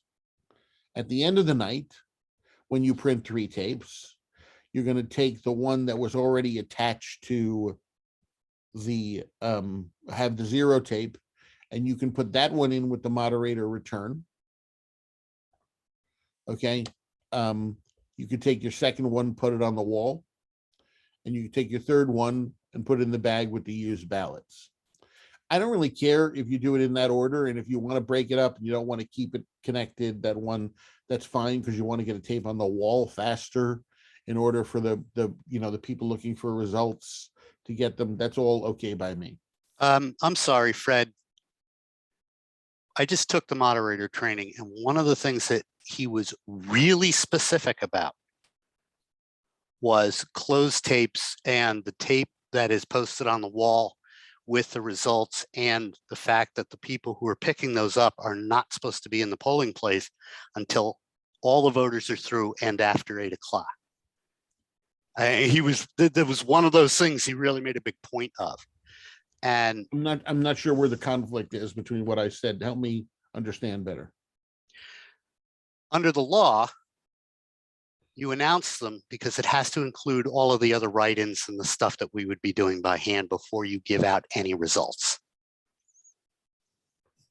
Okay. I'm bringing it up only because it was kind of a big point they made. Okay. I mean, I'll check with them. Who was your trainer, Chris Prue? Was your trainer Chris Prue or was your trainer Matt Wagner? I'm just wondering who trained you, Paul. Is Chris Pro. Okay.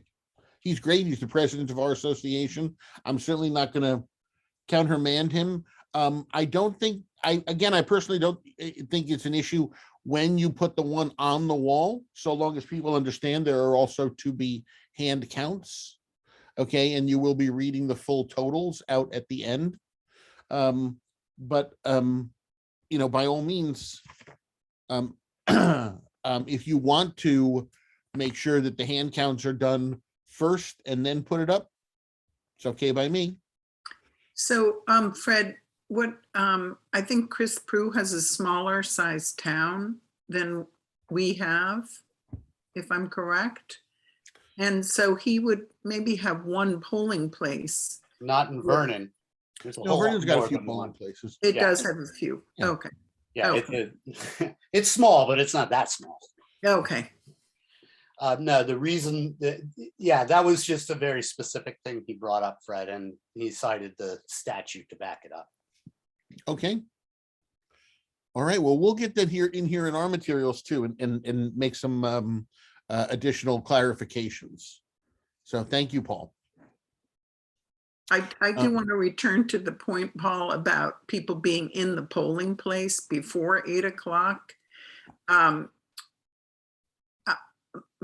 I think that it is okay to allow people to be in the polling place before 8 o'clock. It becomes confusing because then at 8 o'clock, the doors are locked. The people who are in the polling place just need to be standing, well away Yeah. from any remaining voters. What he did say is that he was adamant the way he does it, but yeah, they can be in the polling place as long as they're not interfering, and it'd be like anyone else observing. Yes, and the other thing is that there is a rule that you have to be in the polling place by 8 o'clock in order to be an observer, and we. But these aren't observers. They aren't registered observers. Maybe I'm using the incorrect terminology there, but the people who are there to get their political parties' results from the posted tapes, they, if somebody are not registered observers. They are just like the press or the general public, and Correct. everyone is supposed to We be didn't at say it. they're registered Exactly. observers. They're Yes. observers as defined by the dictionary. Right. They're I'm so observers. sorry. I take the use of that word back. What I'm saying is that there may be people who are there to see those results who are knocking on your door after 8 o'clock, shortly after 8 o'clock. By all means, let them in. I think that the rule is quite confusing. You're not allowed to be in, but yet you have to be in. So we're flexible. Yeah. So again, keep them segregated. They should not be there at 7:30, but at 7:50. If people come in and say, I'm here to see the results, put them in the corner. Okay. At 8 o'clock, the place is closed. Anybody who continues to come in, put them at the corner. Even if people are banging on the door, again, put them in the corner. But we don't keep those observers out if Don't they use show that up at word, 8:10. Fred. Yeah, Observers. don't use that word, Fred. That is a statutory word. They are not observers. They're there to pick up the results, which is fine. Okay. But under the statute, they are not allowed in that polling place. Paul, under the until it's statute, done. if you want, under the statute, there is no word observers. That was removed 4 years ago. So it's not in the statute. It's just an English language word. And I do plan on continuing to use it so long as it's in the dictionary. Okay, so because there's nothing in statute about observers anymore. So I think we're all in agreement on the 3 tapes, okay, and where they go. Let's talk a little bit about absentee ballots. Mary, would you mind just running through this because I'm getting a little hoarse? Yes, of course. So this is incorrect information. Oh, wait, here we have the new stuff. I was looking at my old printed sheets. Here we go. So, oh no, there is incorrect information here. Okay. Very sorry. The rule has changed. There will not be voters arriving after 10 a.m. 10 a.m. is no longer relevant to, if people voted by absentee ballot, they need to withdraw their ballot by 4 days before the election. So please know that you will not have people arriving. This is not exactly what Yeah, I'm taking notes too. I thought we corrected this, but yes, yeah. So if a voter, basically what you want to know at the polling place is that if a voter arrives with an absentee ballot in hand, you cannot accept that absentee ballot. That ballot, either they need to return that ballot to their car, take it home and destroy it, and then they can come into the voting place and vote with a regular ballot. Or if they prefer, they can take their absentee ballot and deposit it in one of the ballot boxes at town hall, because under the current rules, absentee ballots are to be accepted until 8 p.m. in the ballot boxes on election day. So they've arrived at your poll with an absentee ballot. They may not use that ballot to vote at your polling place. If they have an absentee ballot for someone else, they need to be directed to the town clerk. And I think that's what we've covered on this page. yeah, I think just that 10 a.m. is confusing. We need to get rid of that. Yes, that one. exactly. That's no longer the rule. Okay, so inactive voters. So now we're going to get into the standard situation with people who come to the polling place. As you know, the vast majority of people, they come, they show ID, they announce their name correctly, they're checked off. There aren't a few different cases, however, where you have to give some additional service. The first is an inactive voter. An inactive voter, you will remember, is someone who is not on the official list. They'll be on an inactive list. It'll be either yellow or green. It'll be stapled together and it will be relatively thin in your suitcase. And those folks may vote in that polling place where they're on the inactive list. They must fill out a new voter registration card to be reactivated. If this were a primary, they need to put the same party, but this is not a primary, so we don't need to worry about that.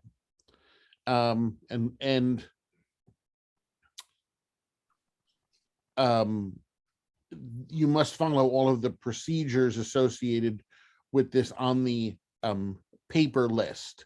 So you can check if somebody is inactive electronically, okay, but you need to make certain, okay, that on the paper inactive list that we give you, that you're crossing the person off, okay, on that paper list as well, and you're writing them in the checker book. 1 second, Valerie. Actually, go ahead, Valerie. Okay, so would we restore them on the electronic? Yeah, so the electronic checker is trained on how to restore those folks. So what happens is they will be able to go into an area called Restore Inactive Voter. They'll find them on their inactive list. You will give them the password of the day, which I email you the day before, and put in your name, or the assistant registrar will put in the information. and they'll automatically be checked off. So electronic checkers can restore inactive voters and transfer voters just like a paper checker can. Okay. Thank you. Yep.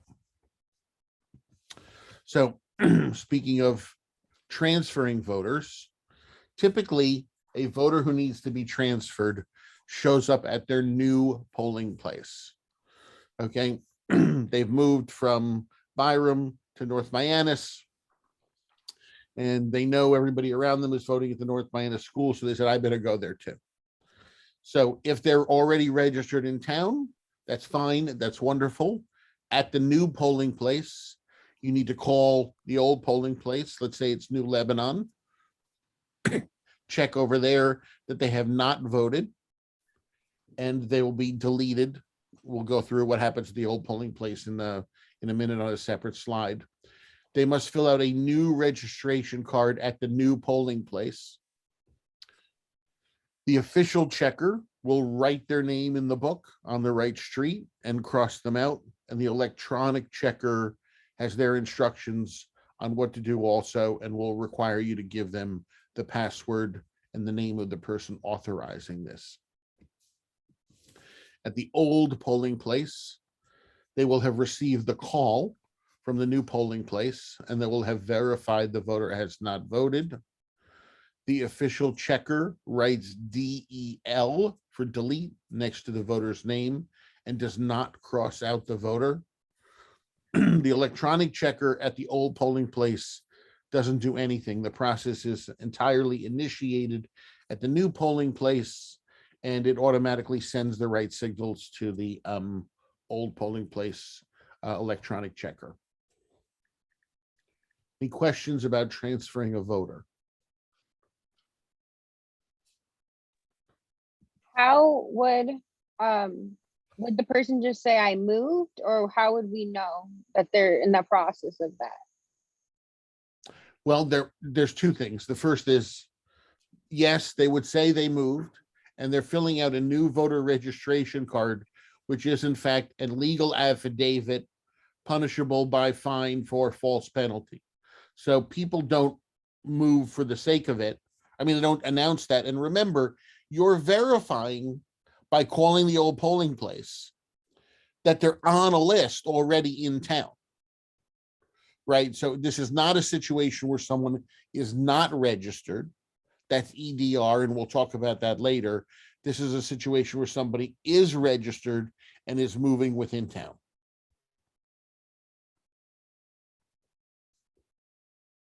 Now, I'll also, we'll be sending you a reminder video, but we also have a voter lookup tool besides the one that's in the electronic checkers computer, because that requires you kind of, making them have to stop what they're doing.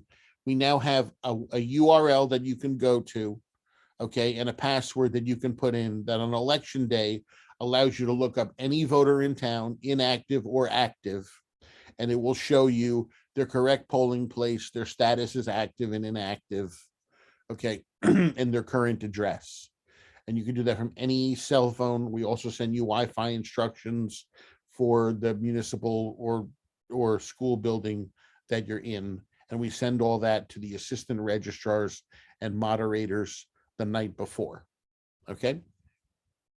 So you should not need, if you're at all conversant with looking anything up on your phone using a browser, you should not need to use the electronic checker for that, but they also can look voters up if necessary. Okay, so we've removed the slides for provisional ballot because there are no provisional ballots in this type of election. This is a local election. There is always the possibility of something called a challenge ballot. Extremely rare. I can't recall that I've ever seen a challenge ballot issued, but I've seen people be challenged. Okay, so how do you challenge someone? Well, any person who happens to be in the polling place, whether they be a poll worker or even a voter, may challenge someone else who is in the process of voting. They can be challenged based on their identity, their disenfranchisement for a felony. And Mary, you're going to have to make sure we've got the right words on this, because I know the laws are being updated related to this. Oh, yes. No, we should be deleting disfranchisement for felony, because in the past, if a felon was imprisoned and then released but still on parole, they were not allowed to vote. But the current law is that as soon as somebody is released from confinement, they are allowed to vote. So you wouldn't have somebody at the polling place who is not allowed to vote on that basis. So that needs to be changed. Okay, These yeah. laws, the changes occurred this summer in a special session of the legislature. Right. So unless the guy broke out of jail. There's Right. that. There So, is but that. you're not going to Yeah. know that. So the bottom line is, but again, you realize someone else has to affirmatively make this challenge, right? So, and then of course, lack of bona fide residence in the district. That's the one we see. Okay. So what we see is a neighbor who says, John, I know you sold your house. Okay. And you're living in Stamford. Okay. And the closing was 6 weeks ago. Okay. You should not be voting in Greenwich. I've seen that happen. Okay. And I've seen that typically what happens in that case is the voter knows that they've done something wrong and they walk out the door. However, if they insist that no, in fact, they do own their house or whatever, this person is falsely accusing them, the question comes before the moderator, and the moderator makes a decision as to whether the voter may vote regularly or using a challenge ballot. There's instructions in the manual related to this. In the end, the moderator always makes this decision.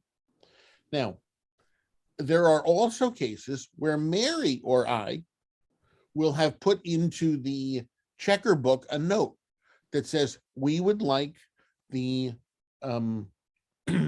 moderator to challenge a voter on our behalf. And that is a case where for some reason a voter may have registered to vote, you know, they might have been reactivated at the polls, for instance, and then after the election, when we send them their welcome letter, it comes back and it gets rejected that they don't live there. And we've had a situation where this kind of back and forth has happened several times.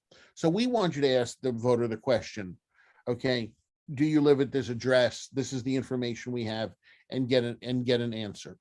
I know my friend in District 12, we've asked someone to be challenged related to this. And in fact, it was a husband and wife couple. And I think if I recall the situation, the husband said to the wife, I told you this wasn't going to work or something like this. And they probably walked out the door. Okay.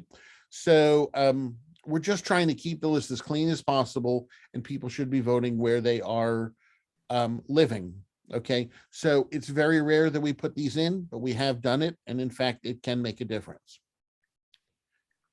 So if you issue a challenge ballot, and we encourage you to read the instructions, and if you have questions, you can also call the office and speak to Mary and I. Okay. But if you decide to issue one of those, the challenge ballot is a regular ballot. The voter is given the ballot, and the voter should return that ballot to you, and you can give them an envelope to put that ballot in. We have challenge ballot envelopes. Please monitor the whereabouts of the voter during the process when they are filling out the challenge ballot. We once had a similar situation with a provisional ballot where we asked the voter to fill out a provisional ballot. We sent them to the privacy booth.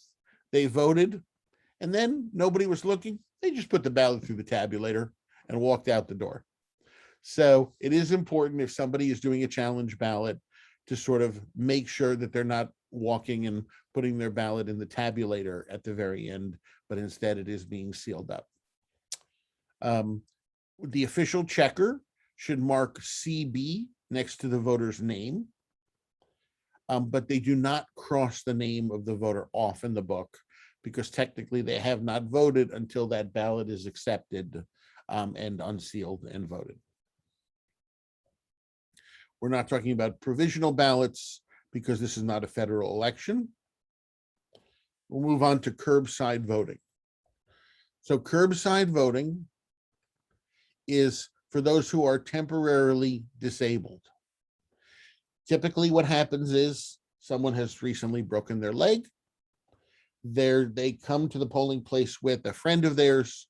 Their friend says, my friend Jane is in the car. She broke her leg. She can't come in. How can she vote? 2 polling place officials should be going out to the car. They should check her ID. They should check whether or not she's previously voted, and they should provide her a ballot in a privacy sleeve so she can vote, and then maintaining her privacy, bring that in and put it in the tabulator. This is for those who are temporarily disabled. Now, we had a situation at one point in District 2 where the voter really liked this service. They were temporarily disabled. And in fact, they might have also just been getting on an age. So the next election came and they parked in the handicap spot and they called up and they said, I'm here. And they asked that we go out and do this. And of course we did, because that voter was there and that's what they were expecting. But we also explained to that voter that this is for a temporarily disabled person, not for somebody who has regular chronic issues of movement or disability. Those folks do need to make better arrangements or apply for an absentee ballot. The temporarily disabled is for those who weren't able to get all that together in time. This was a recent occurrence. Did I see, Valerie, you have your hand raised on this question? Okay, so at the Glenville School, last election, the elevator was not working. And people were at the bottom of the stair trying to work the elevator. It wasn't working. And somehow, if they were with someone, they would come in and they would say, elevator isn't working. So we would go down to the person and do, get their ballot signed because of the fact that they couldn't get up the stairs because the elevator wasn't working. Mm-hmm.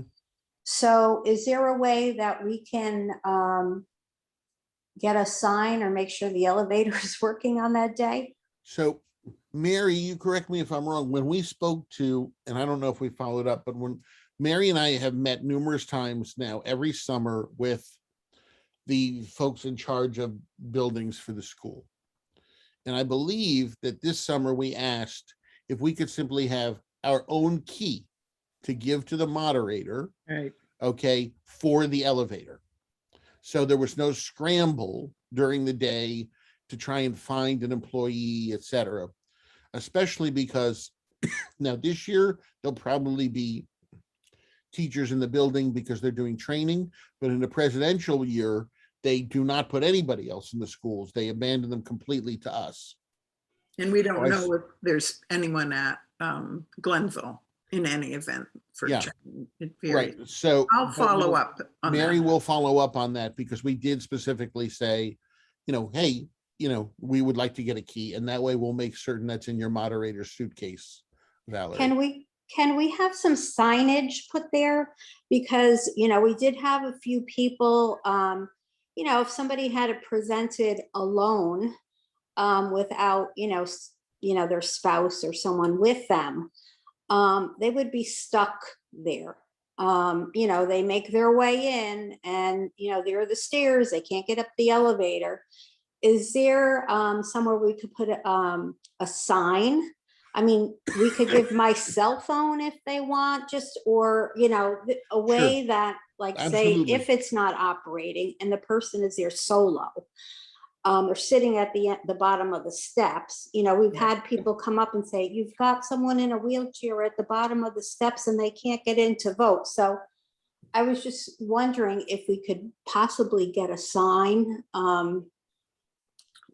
Sure. you know, because somebody would have to let them in the elevator with the key. So someone has to go down Yes, and, Right. you know, Yes. with the key, go down. So if we can have some signage, I mean, I feel bad. These people are like coming in a wheelchair, making their way, driving their car, getting there.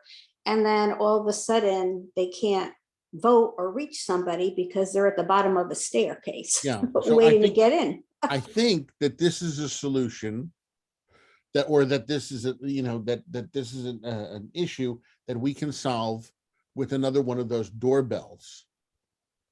Okay, so we put a doorbell at North Miana's school, and Rick, I'll ask you to provide testimonial if it worked okay. The only issue there was some other confusing signs about regular doorbells there, but we put this big red doorbell that would ring in the polling place. It's basically just, you know, a wireless signal. You just plug it in the polling place. And if someone, you know, you press here for assistance, you know, using this elevator, and then it would ring in the polling place. Okay, so that you're immediately alerted and we don't have to worry about your cell phone and reception, etc. The one thing that would have been a little better is if it, instead it were just a doorbell, if it were two-way. Because we might be tied up at that second and we could say, we'll be right there. Yeah. But yeah, it was helpful. Well, there are 3 of us, so I'm sure one can make their way down. You've not heard of Murphy's Law? And also, while you're waking your way down, they haven't heard anything yet, right? So there's. Well, it's not that far. It's not that far away, and we walk fast. Anyways, if Fred's going to buy a new piece of equipment, he might as well buy one that lets you say, "I'm coming." For an extra $20 or something like that. Yeah. So what we'll do is, Valerie, if you will just call the office on Monday and speak to Anna, or who we refer to as Arts and Crafts Anna, makes all of our signs for us. Okay. And we can quickly do some laminated type signs to Okay. place, and we'll see if we can't get we can't get one of those doorbells done. Oh, As- that'd be super. I don't know if we're going to be able to get it within 7 days, but we'll try. Yeah, so that's why I said, you know, I'm fine with my cell phone. I want to make sure that everybody votes, especially if they've, you know, made their way to the bottom of the stairs Yes, and absolutely. can't get up to vote. So anyways, okay, thank you, Fred. Sure. Okay, so we have another hand up. While we're, well, I'm just going to interrupt here to say that I've been reading through the law and the moderator's handbook, and I believe we should stick with our normal procedure of posting the tabulator tape on the wall, making clear to the people who are there to get results that that is not the final result, that there will be write-ins to be included in other hand-counted ballots. Now, if it turns, I plan to communicate with the Secretary of State's office on Monday. And if it turns out that I'm incorrect in my interpretation of these materials, we will let you know. But for now, I think we should go with our standard procedure. Karen Gendel has a question.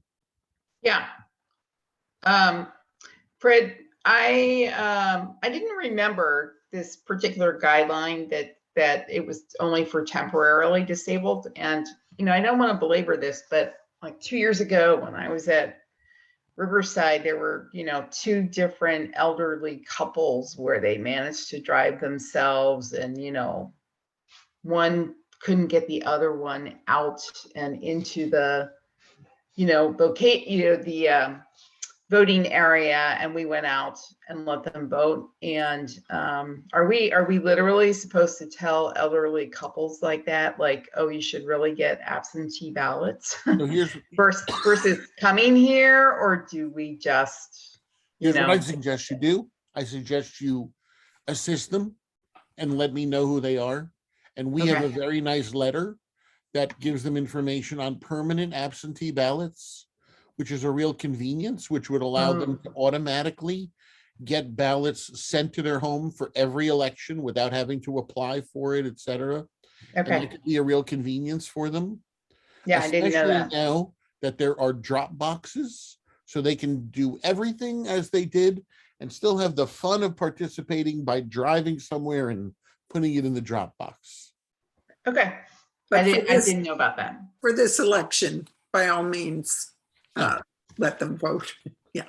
Yeah, we never say no. We just kind of say to them, you know, this is really meant for a temporary, you know, situation, right? But we have some other options for you, you know, and then, right, you know, just give us the names and we'll mail it to them.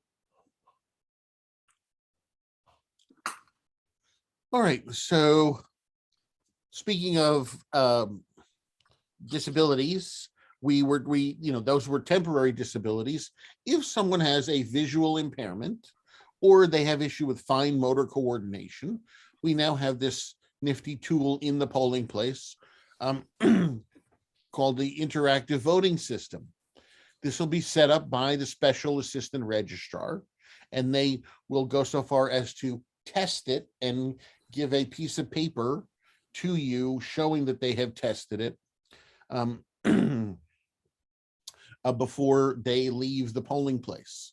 So there's instructions for it in the moderator binder. Basically, once you turn it on and put in the code, you basically have to just select what ballot style is being used, because it shows all of the ballot styles throughout town. So if you're going to be printing on a ballot from District 11, you want to make sure that it has the candidates for District 11, so it puts them in the right place.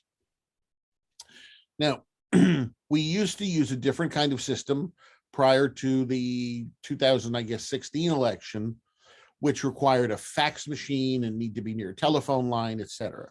We don't have to do any of that anymore. This could be placed anywhere in the polling place. And in particular, I would point out that we want to pay attention to privacy. You want to make sure that this is oriented so that the computer screen, which the voter is using to vote on, cannot be seen by the whole room. So you'd actually be kind of reversing the way this machine works. So it's kind of looking out into the room as opposed to the voter facing the wall and their screen facing out into the room.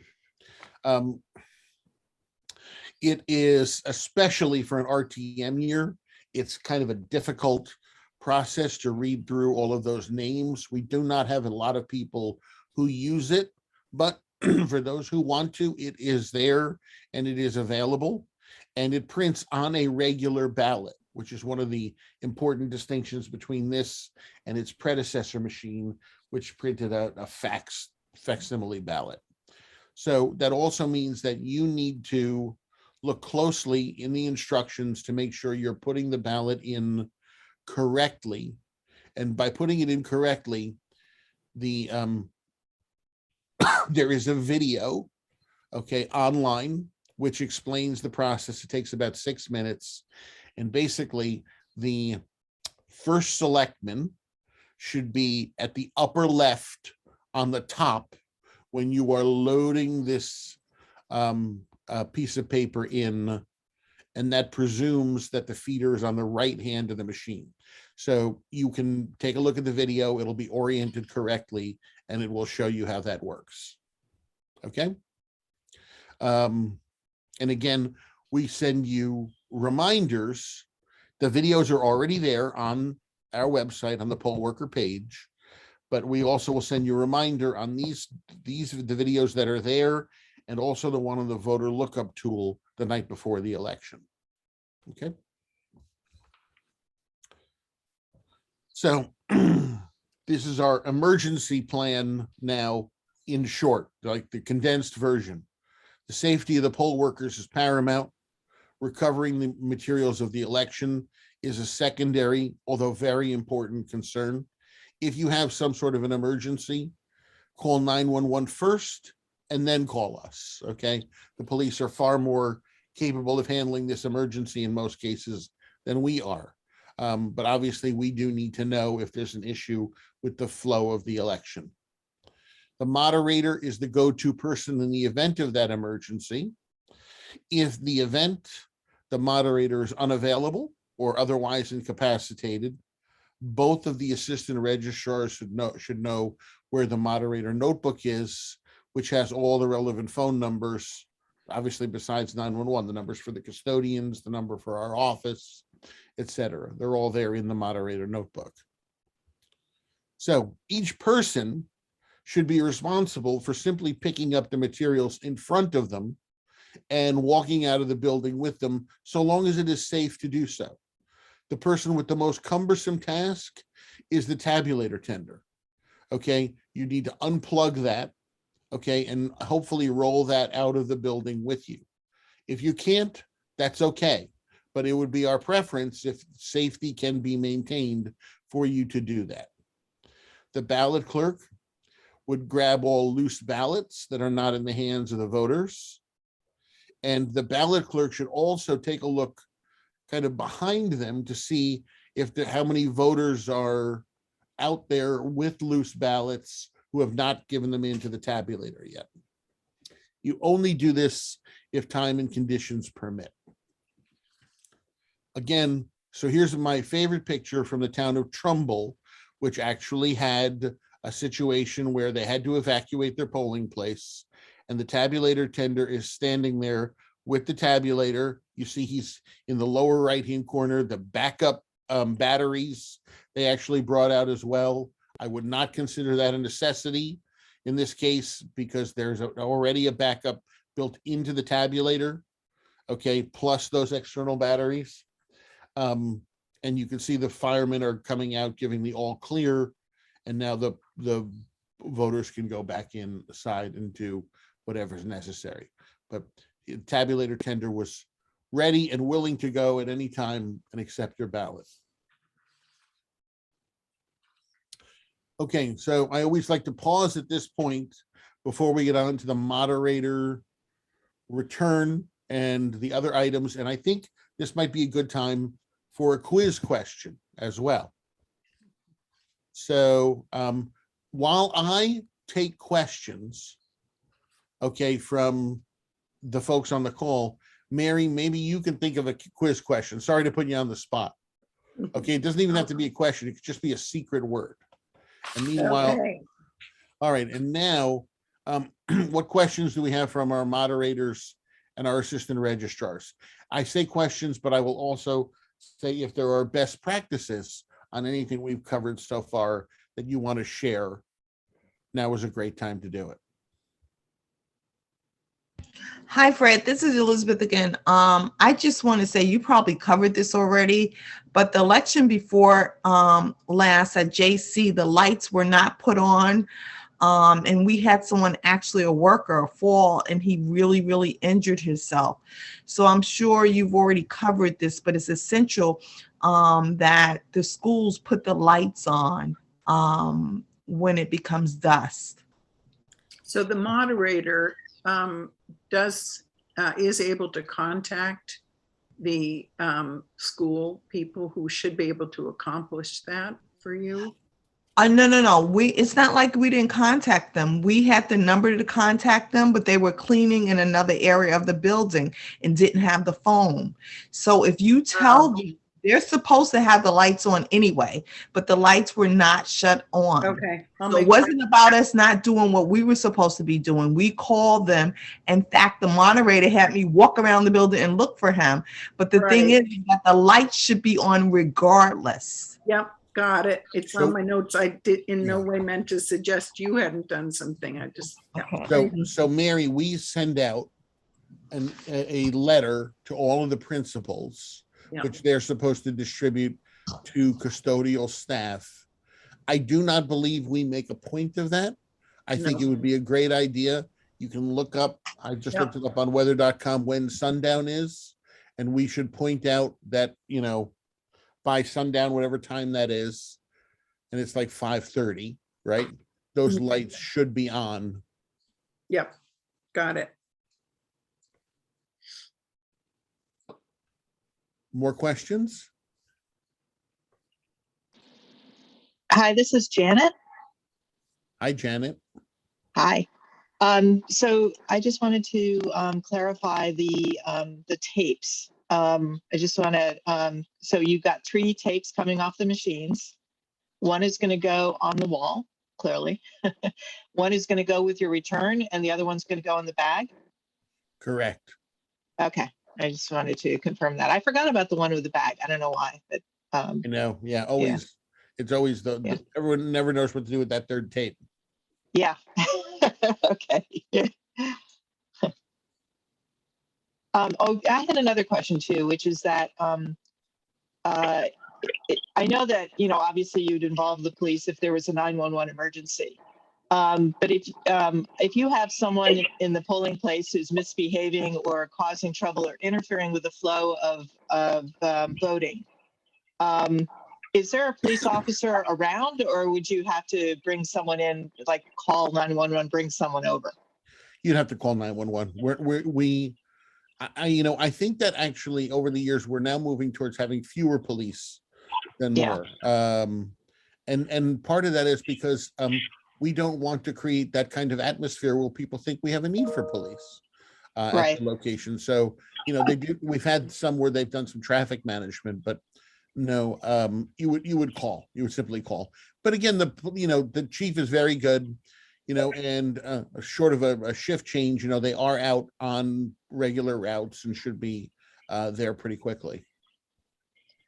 So in this election, I'm going to be doing the high school. Are there 2 districts? Do I have 2 separate ballots?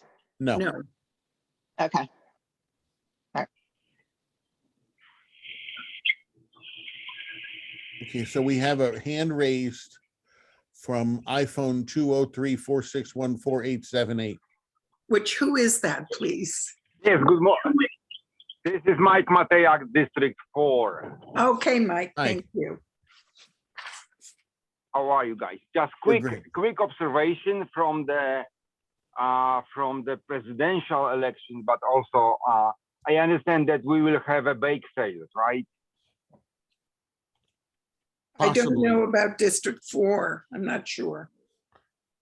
You know, typically there So are my bake observation sales. was that. I'm sorry, go ahead, Mike. Sorry.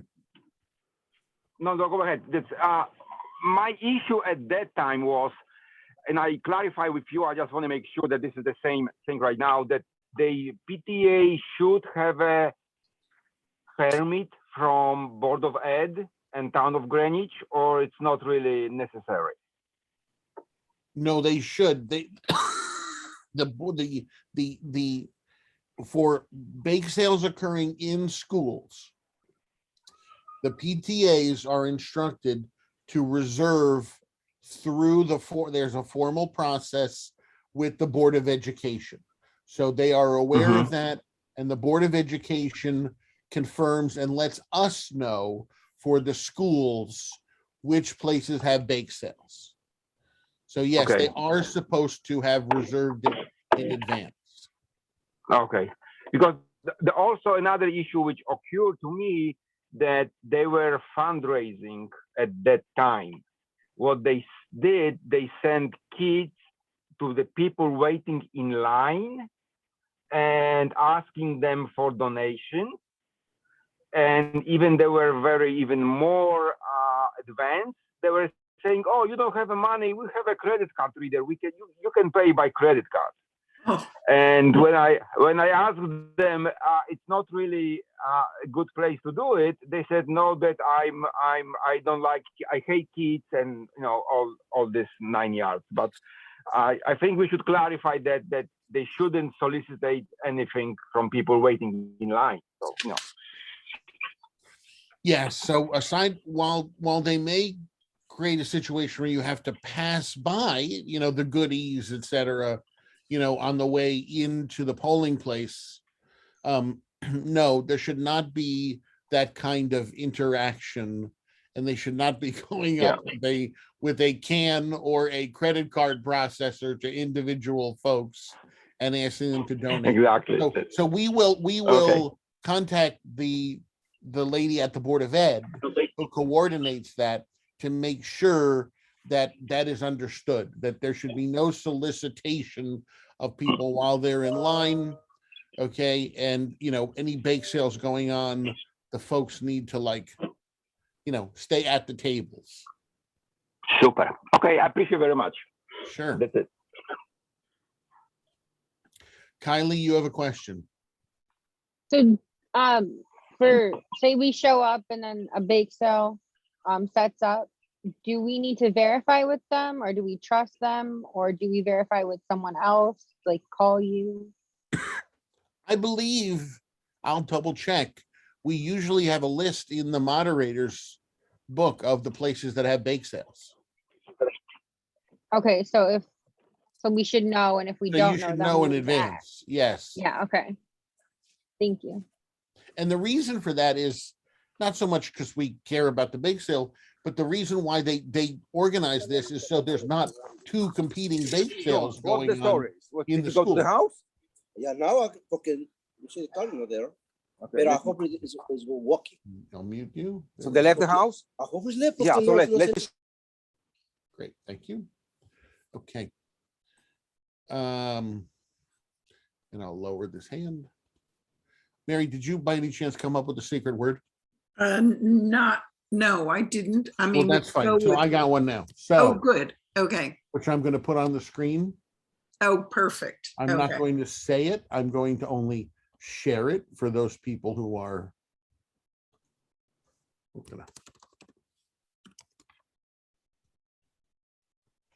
All right, now let me share my screen here. The suspense is killing us, Fred. Yeah, well, Oh, I was thinking Okay. along the same lines. Yeah. all right, so that's another quiz question for those who are watching this recording and weren't participating in the live session. And Janet, you had a question, meanwhile your hand is Yeah, up. I just want to confirm there's no election day registration for this. Is that correct? There is absolutely is election day registration. Oh, okay. Okay. Yes, it is an election. It is so I think the issue that you're referring to is special elections, like what happened this summer, are not considered elections for election day registration purposes, or are primaries. But November elections are always considered elections and will always have election day registration. Very good. Okay. All right. All right, so I'm going to, unless there are more questions, I'm going to proceed back and finish with our slide deck. We're almost done.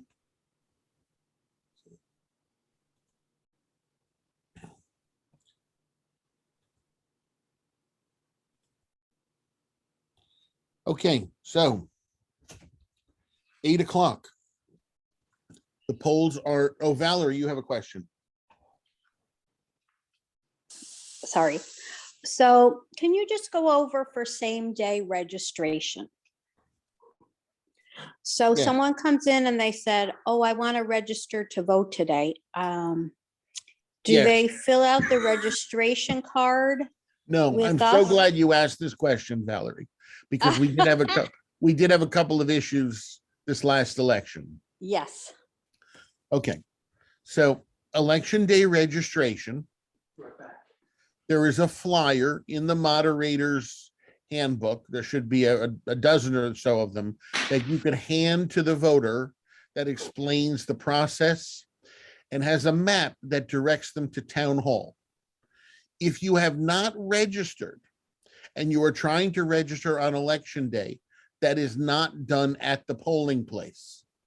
They have to go to town hall to a special election day registration area. Okay, it's like our 13th district, so to speak. And we have all the different ballot styles there, and we actually process the registration. So you should not be registering a new voter at the polling place. The only thing you can do at the polling place is transfer or reactivate somebody. Now, that being said, if somebody says, I think I need to register, before simply saying, okay, go to town hall, use the voter lookup tools available to you to make sure that they're not already registered. Because the worst possible customer experience is somebody shows up at District 9 and they say, I need to register. And we say, go to town hall.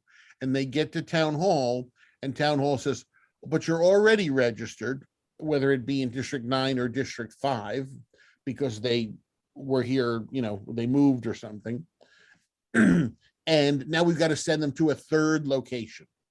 They basically go ballistic at this point. So it's really important that you use the tool available to double check the registration before sending somebody out the door to EDR. Rick, you So want to, Valerie, did you want to comment more? And then Rick has a comment too. Okay, so once they go to the town hall, Yeah. and they register to vote, do they vote there They or do. they They're- come they're- back to they're- the polling no, place? No, they do not come back. They register, they go to a special room called Election Day Okay. Registration. It is the cone room on the second floor. Actually, it's This year, no, not this in year the- it's the employee lounge. Correct. Okay, so they go to Okay. the employee lounge. We have all the ballot styles there. So we give them the correct ballot. They go to a privacy booth and their ballot is counted in the Election Day registration room and reported separately as an EDR vote. Okay, so, and then it will not go on our electronic notebook. No, it won't be in your paper book either because Well, they're the not paper book, registered. no, but it won't appear in the electronic. No, Okay. it will not. Perfect, thank you. Rick, your question or comment? So as I recall, there is one technicality with EDR, which is different. It's not different, but you have to be very specific. If you're in line at a polling place by 8 p.m., you may vote. In order to be in line for EDR, you must be finished with the registration portion by 8 p.m. to get online to vote. Mary, do you want to comment? 5 on minutes that? of 8. If it's 5 minutes of 8 and you're Hold on, Mary, they- I'm relying they've on you changed because the- I the believe the law law has- has changed. The law has been changed to conform the procedure to the same as the polling place. So if you're online, you can vote. So what you tell people is they must be online at town hall by 8. So if it's 5 of 8, they're in District 12, they're not going to make it. No, but that's really for them to. I understand, but you want, it's better customer service to explain to them right there that they have to be online when you send them at 5 of 8, because I've had somebody show up at 5 of 8. Yes. And have special things to do. Correct. Actually, it was my one person with no ID. Actually, the only form I had to fill out the entire special election was at 7:59 p.m. Okay, So there you go. you don't want to then send them down to town hall where they're not going to get in because the line is closed. No, but I think you should still be explaining the. Absolutely. Yeah. Okay. Manage expectations. Yeah. Yep. Okay, so Valerie, do you have another comment? No. No, okay. No, thank you. Okay. Okay, so now it's 8 o'clock. If there's a line of people waiting to vote, place a poll worker at the end of the line. We'll be doing the same thing now in EDR, although we don't typically have anyone waiting. And in fact, the number of EDR voters has been going down by virtue of the fact that we're doing such a good job telling people about all the different ways they can register throughout the year. So that's a great thing, because there's a lot more opportunity for error with EDR. So so obviously voters waiting in line, you place a poll worker. Observers, okay, meaning people who want to get the results, should be inside before 8 p.m. However, we do not lock somebody out who shows up at 8:15 and wants to observe the remainder of the process. And this is what we discussed before. They should be appropriately segregated. Almost all of you have pretty big polling places that there's a nice convenient place to put those folks so that they're not disturbing you while you're wrapping up your day. So now, before you can announce those results, as we said, you need to deal with all of the hand counted ballots. Okay, all those ballots that have been put into the side pocket of your tabulator container of that black box. So when you take them out of that item, you should be manually looking through them to see whether or not they are machine readable. If they're just an overvote situation, they are machine readable and they should be placed through the tabulator, okay? And I believe that what happens is you would press, I think it's just yes. Yes, Press correct. yes as you're feeding those through, and all of the votes on that particular ballot will be counted with the exception of the overvote, okay? Now, if someone has made other kinds of marks of intent, which cannot be recognized by the tabulator, those will require hand counting. Okay, typically we don't have too many of those. This election, it's anybody's guess. We've got write-in candidates all over the place. So we'll kind of see how things work. And writing is separate. We should talk about those as well. But so the hand count ones, you want to get in the tabulator. Anything else, segregate for hand counting, give them to your 2 assistant registrars, and they can be doing the hand counts. At that point, having put all the ballots through the machine that you can, you put in your ender card. Now, while the tape is running, in the back of your machine, okay, so here's the rules for hand counted ballots, right? 2 election officials hired by 2 different registrars. If the officials do not agree, the moderator decides. You're looking at voter intent. If the intent can't be determined for one race, you still look at the other races. And we'll talk about write-in candidates. Only votes for registered write-in candidates are counted. You do not have to put down and make a notation about how many Mickey mice there were on there, okay? But you do need to say however many registered voters there are. By the way, there's a registered write-in candidate for first selectman, okay? So you're gonna, yes, there may be 1 or 2 even for that race. We'll be giving you that list of registered voters in your moderator package. Multiple votes for the same candidate in the same race is okay, but you count it as just 1 vote. So what that means is if someone votes for Bill Kelly as first selectman and they also write in Bill Kelly, they only get 1 vote. So you're not going to wind up giving them a write-in vote because they've already voted up top for Bill Kelly. Okay. Now, the important thing with write-ins, right, is we'll have a tally sheet for you. You find your write-ins in the right-hand compartment of the back of the ballot box. So when you're looking at the rear of the ballot box, the left-hand compartment, which is the bigger compartment, has all of your traditional ballots, and the right hand has the write-ins.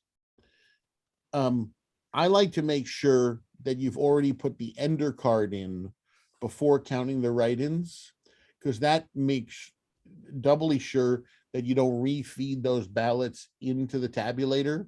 That's something that occasionally happens in other towns, is they refeed their write-ins in, which we don't want to happen. It can throw off the results, obviously, big time. Because all of the other races have already been counted on the write-ins that have gone through the tabulator. I will point out in this election, There are write-ins in a handful of districts for RTM. There is a write-in candidate for first selectman, and there is a write-in candidate for Board of Education. And the Board of Education candidate, I saw signs out the last few days. So chances are pretty good you're going to get a couple, if not more, of votes for that. It is particularly important that they be written down because there have been issues in other towns where these write-ins, people have said, well, what does it matter? They got so many votes, etc. Those write-in candidates have friends. Their friends say, hey, I voted for you. And if they see a result that shows they got no votes in District 6, they begin to question the whole process, when in fact, they got 2 votes in District 6. Okay, still not enough to win, but we need to make sure that those votes are appropriately recorded. Any questions related to write-ins or hand counts? Okay, so let's quickly go through the moderator's return. Oh, Kylie, you have a question. Go ahead. So in the situation you were talking about where they would put a write-in, but they also voted that way, like, so then would you it be counted as hand counted, or would it have to go through the tabulator, or would it have already been counted through the tabulator? It will not. That's a good question. So, and there's a couple of different situations because it relates to an overvote. So let's say, in using my example of Bill Kelly, if somebody had voted for Bill Kelly up top and then also, you know, filled in the oval and wrote for Bill Kelly down below, that actually would have been rejected as an overvote. However, let's say in the Board of Ed race or in the BET where there are multiple openings, okay, that somebody decides to just vote for Leslie Tarkington, okay, as an example, and so they fill in her oval and then they write her in as well. The tabulator would not know of that as an overvote because they haven't voted for a full 6 or 7 candidates, because the maximum is 6. So in fact, it would go through the tabulator, it would be put in the right-hand bin, but you would not give Leslie Tarkington a write-in vote because she got a vote up above. So you need to check and see, okay, those write-in votes down below. Number one, she's also not a write-in candidate. But here's the thing. Let's say for some reason, somebody does not vote for Leslie Tarkington up above, and they write them in down below for whatever reason. Maybe they don't know how to spell her name and they write Leslie Darlington, okay? And they didn't notice her up top, okay? You do have to give her the vote. Okay, thank you. And if they just wrote, if it's understandable by you, right? So if they just wrote Darlington, okay, that might be a judgment call by the moderator in this case, right?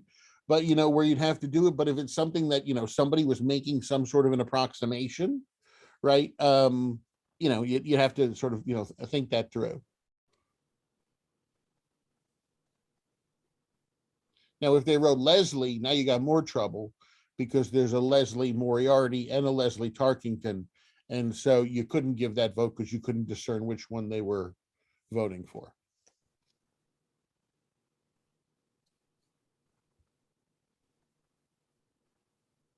All right, I'm going to move on to the moderator's return.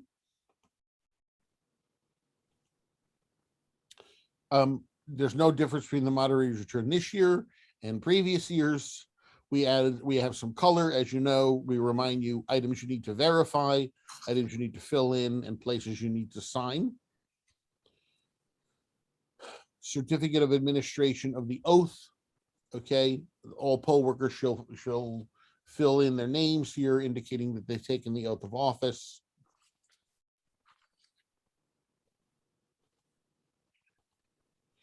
And the pre-election tabulator and memory card testing.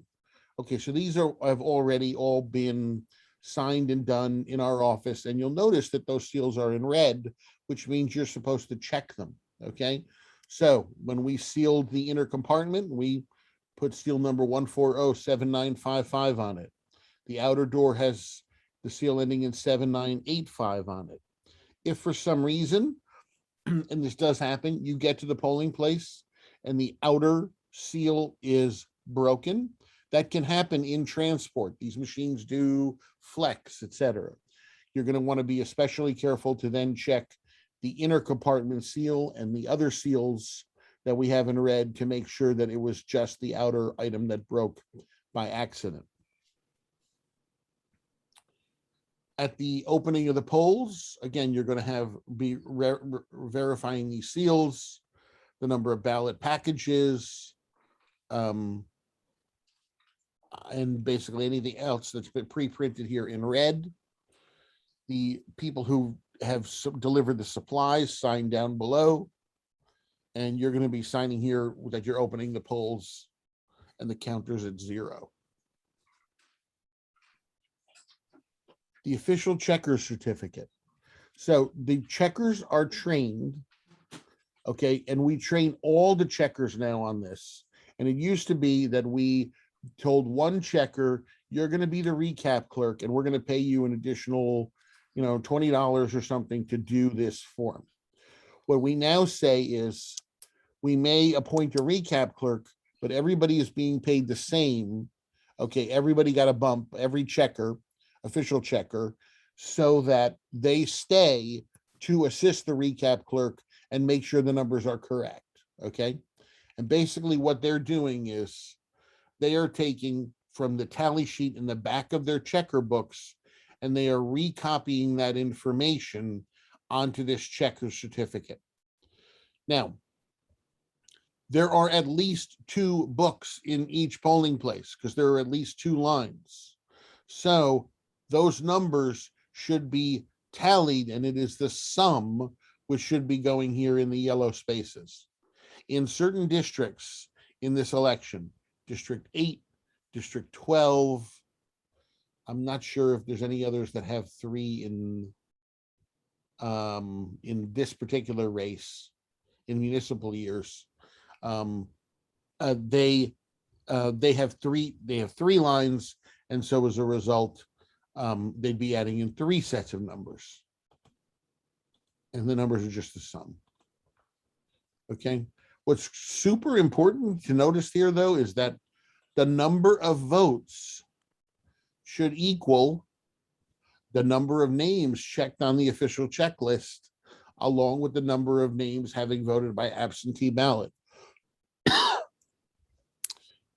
You should not be in a situation where, and by the way, this number here, the number on the official checklist as having voted in person, that number should be either identical or super, super close, like within 1 or 2 to what your tabulator says is the count at the end of the day.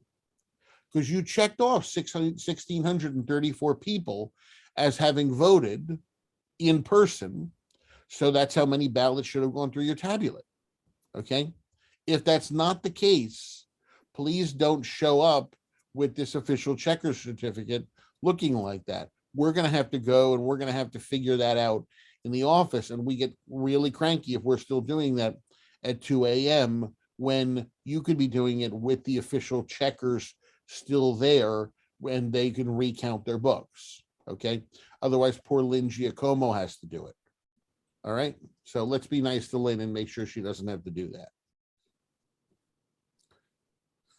Official checker signs, whoever we appoint the recap clerk, the 2 assistant registrars sign. I don't believe the moderator signs at all. No. Okay. Ballot log worksheet. You'll remember you gave this out to, or you started to fill it out with the ballot clerk earlier in the day. The number of packages of ballots opened during the day, those that remained unopened, the number of loose ballots.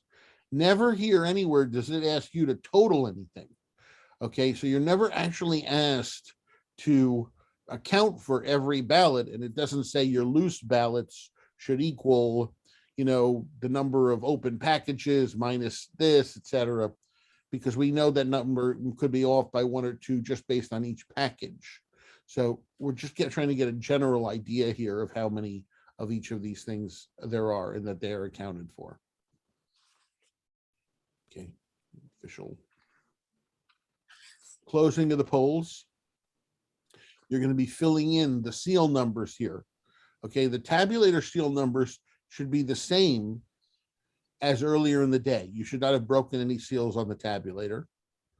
The public counter is going to be obvious. It's going to be however many people appear on that screen on the front, and that number is constantly displayed there when it's not directly in the process of receiving a ballot. The ballot transfer case, the black bags, okay, should be stored there. This is the inner cabinet within the blue box, and this is the outer door of the blue box.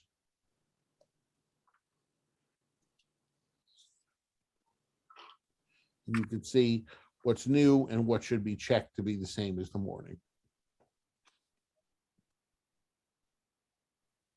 Write-in votes.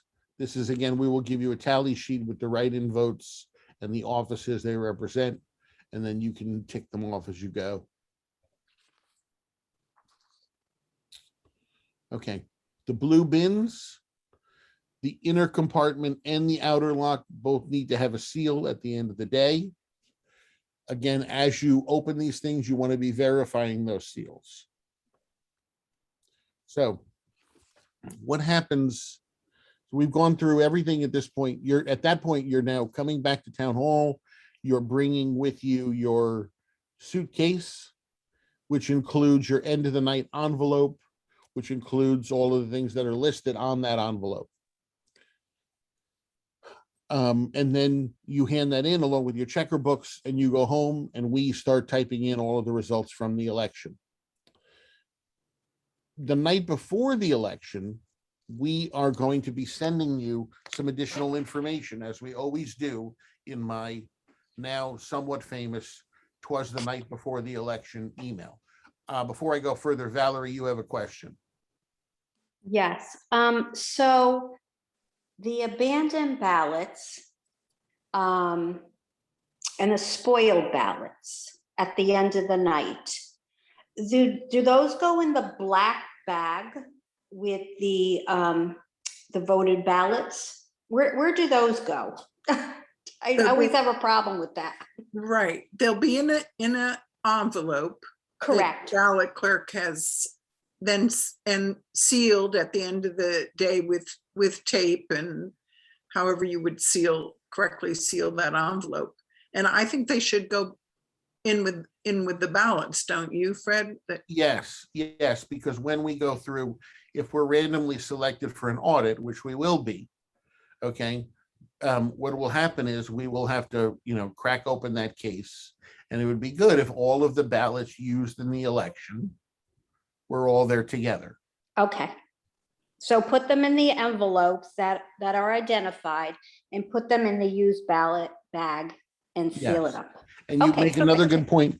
It's also helpful from our standpoint, if you take the write-ins and you put a rubber band around those, so they are segregated from the other ballots, because if we need to do a hand count audit, it's much more helpful if we already know what ballots have write-ins and are segregated, then they get accidentally mixed in at the end, and we've got to try and determine them. Okay. Do we have an envelope for that? No, because there's too many. In even most cases, there's either too few or too many for an envelope. Oh, okay. But same thing for the other hand counted ballots. Yeah. Mm-hmm. Okay, thank you. Okay, so in my "'Twas the Night Before the Election" email, you either get 1 or 2 emails, and I label at the top of it whether you're going to be getting 1 or 2, so you know what to expect. What is included in those emails? I always give you the Wi-Fi codes as a reminder for the various buildings, a reminder of the code for IVS, the instructions and a link to review the voter lookup tool and whatever the password is to use that tool on election day. But most importantly is I include either one or two attachments to the email, okay? The first attachment would be a supplemental list. So a supplemental list is a list of voters who registered somehow after the books were already printed. So our books are, say, printed on either Thursday or Friday. So if someone comes in because they moved into town on Saturday or Monday and they can prove that, they will not be in the book. So we may send you a supplemental list. They could also go to EDR, in which case you don't have to worry. But if for some reason they do come in and register with us, okay, we will send you that supplemental list. And we'll also tell you if you don't have one, okay? So you won't have to open up all of the different attachments. The second list that you're going to get is going to be additional absentee ballots, which have come in since the books have printed. We pre-print in the checker books a red A next to the name of every voter who votes by absentee ballot up until the time the books were printed. If they come in afterwards, we send you these lists to the polling place of which have blue A's next to the you place blue A's next to the names in the checker books. Okay, so we'll send you the list. It'll be in street order, and you just basically hand it to the first checker, and then when they're done, they hand it to the second checker and mark off all of those blue A's. So you'll get one of those, most likely, each of those on Monday night, and then during the election on election day, there may be additional absentee ballots that still come in. And so we will then have a list delivered to you at the polling place. And those ballots should also be marked off with blue A's.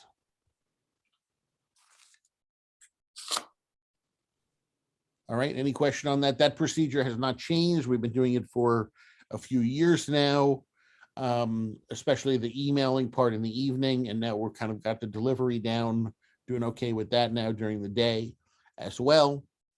When we give you the right list, sometimes we deliver the wrong list to the wrong place, but we're working on that. Okay, so. Someone is at the kitchen door. Someone's at my kitchen door. They'll have to wait.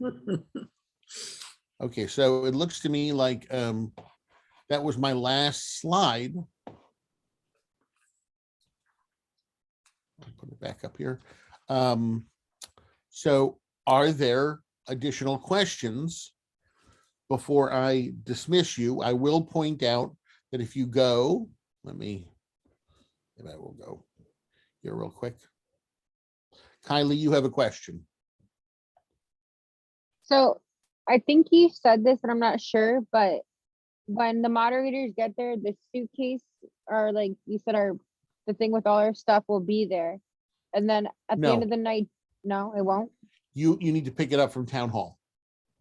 And that's the morning of? No, we'll have them ready for you by Friday at noon. And you can get them anytime after that on Friday or all day on Monday.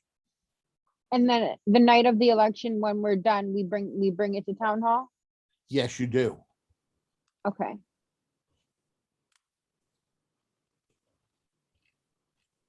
Okay, so are you still seeing my screen down here? Yes. You're seeing a web page now, right?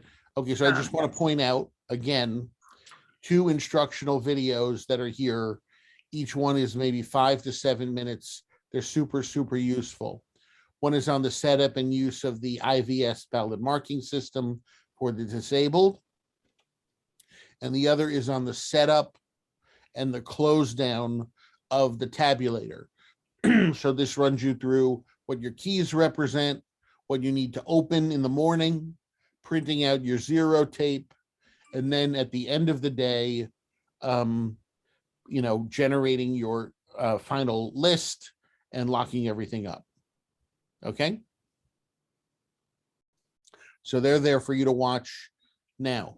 So the final thing that I will tell you is I will now process and post this recording on YouTube. And as soon as that's done, it takes a few hours. You'll be able to find the link to it again on this page, wherever it says watch for the particular role. So for your role, it'll say it up here. Okay. We'll also have the revised deck. This deck here is dated. There's been a couple of things we've fixed. I didn't get a chance to upload it before the presentation today. So you can either download either of these or review them if you like. And then if you have questions upon thinking about it over the next week, we are going to have a Q&A session next Saturday. I believe it's at 9:30. It's at 9:30, correct. Yes, we will send you a reminder with the links, etc., related to that. And we basically what happens is Mary and I stay on from 9:30 until whenever the last question has been answered, or until 9:45. So if nobody shows up, we hang around and chit chat with each other until 9:45. Okay. If, however, people come and they join us and they have questions, which is great, we'll stay as long as necessary to answer all of those questions. Is there anything else I can answer for anyone today? Or Mary and I can answer for anybody today? All right, well. Thank you, Fred. Thank you. Fred, thank you so Thank much. you. Great job as usual. Everyone have a great day. Thank you. Have a great day, everybody. Thank you. Bye. Bye-bye.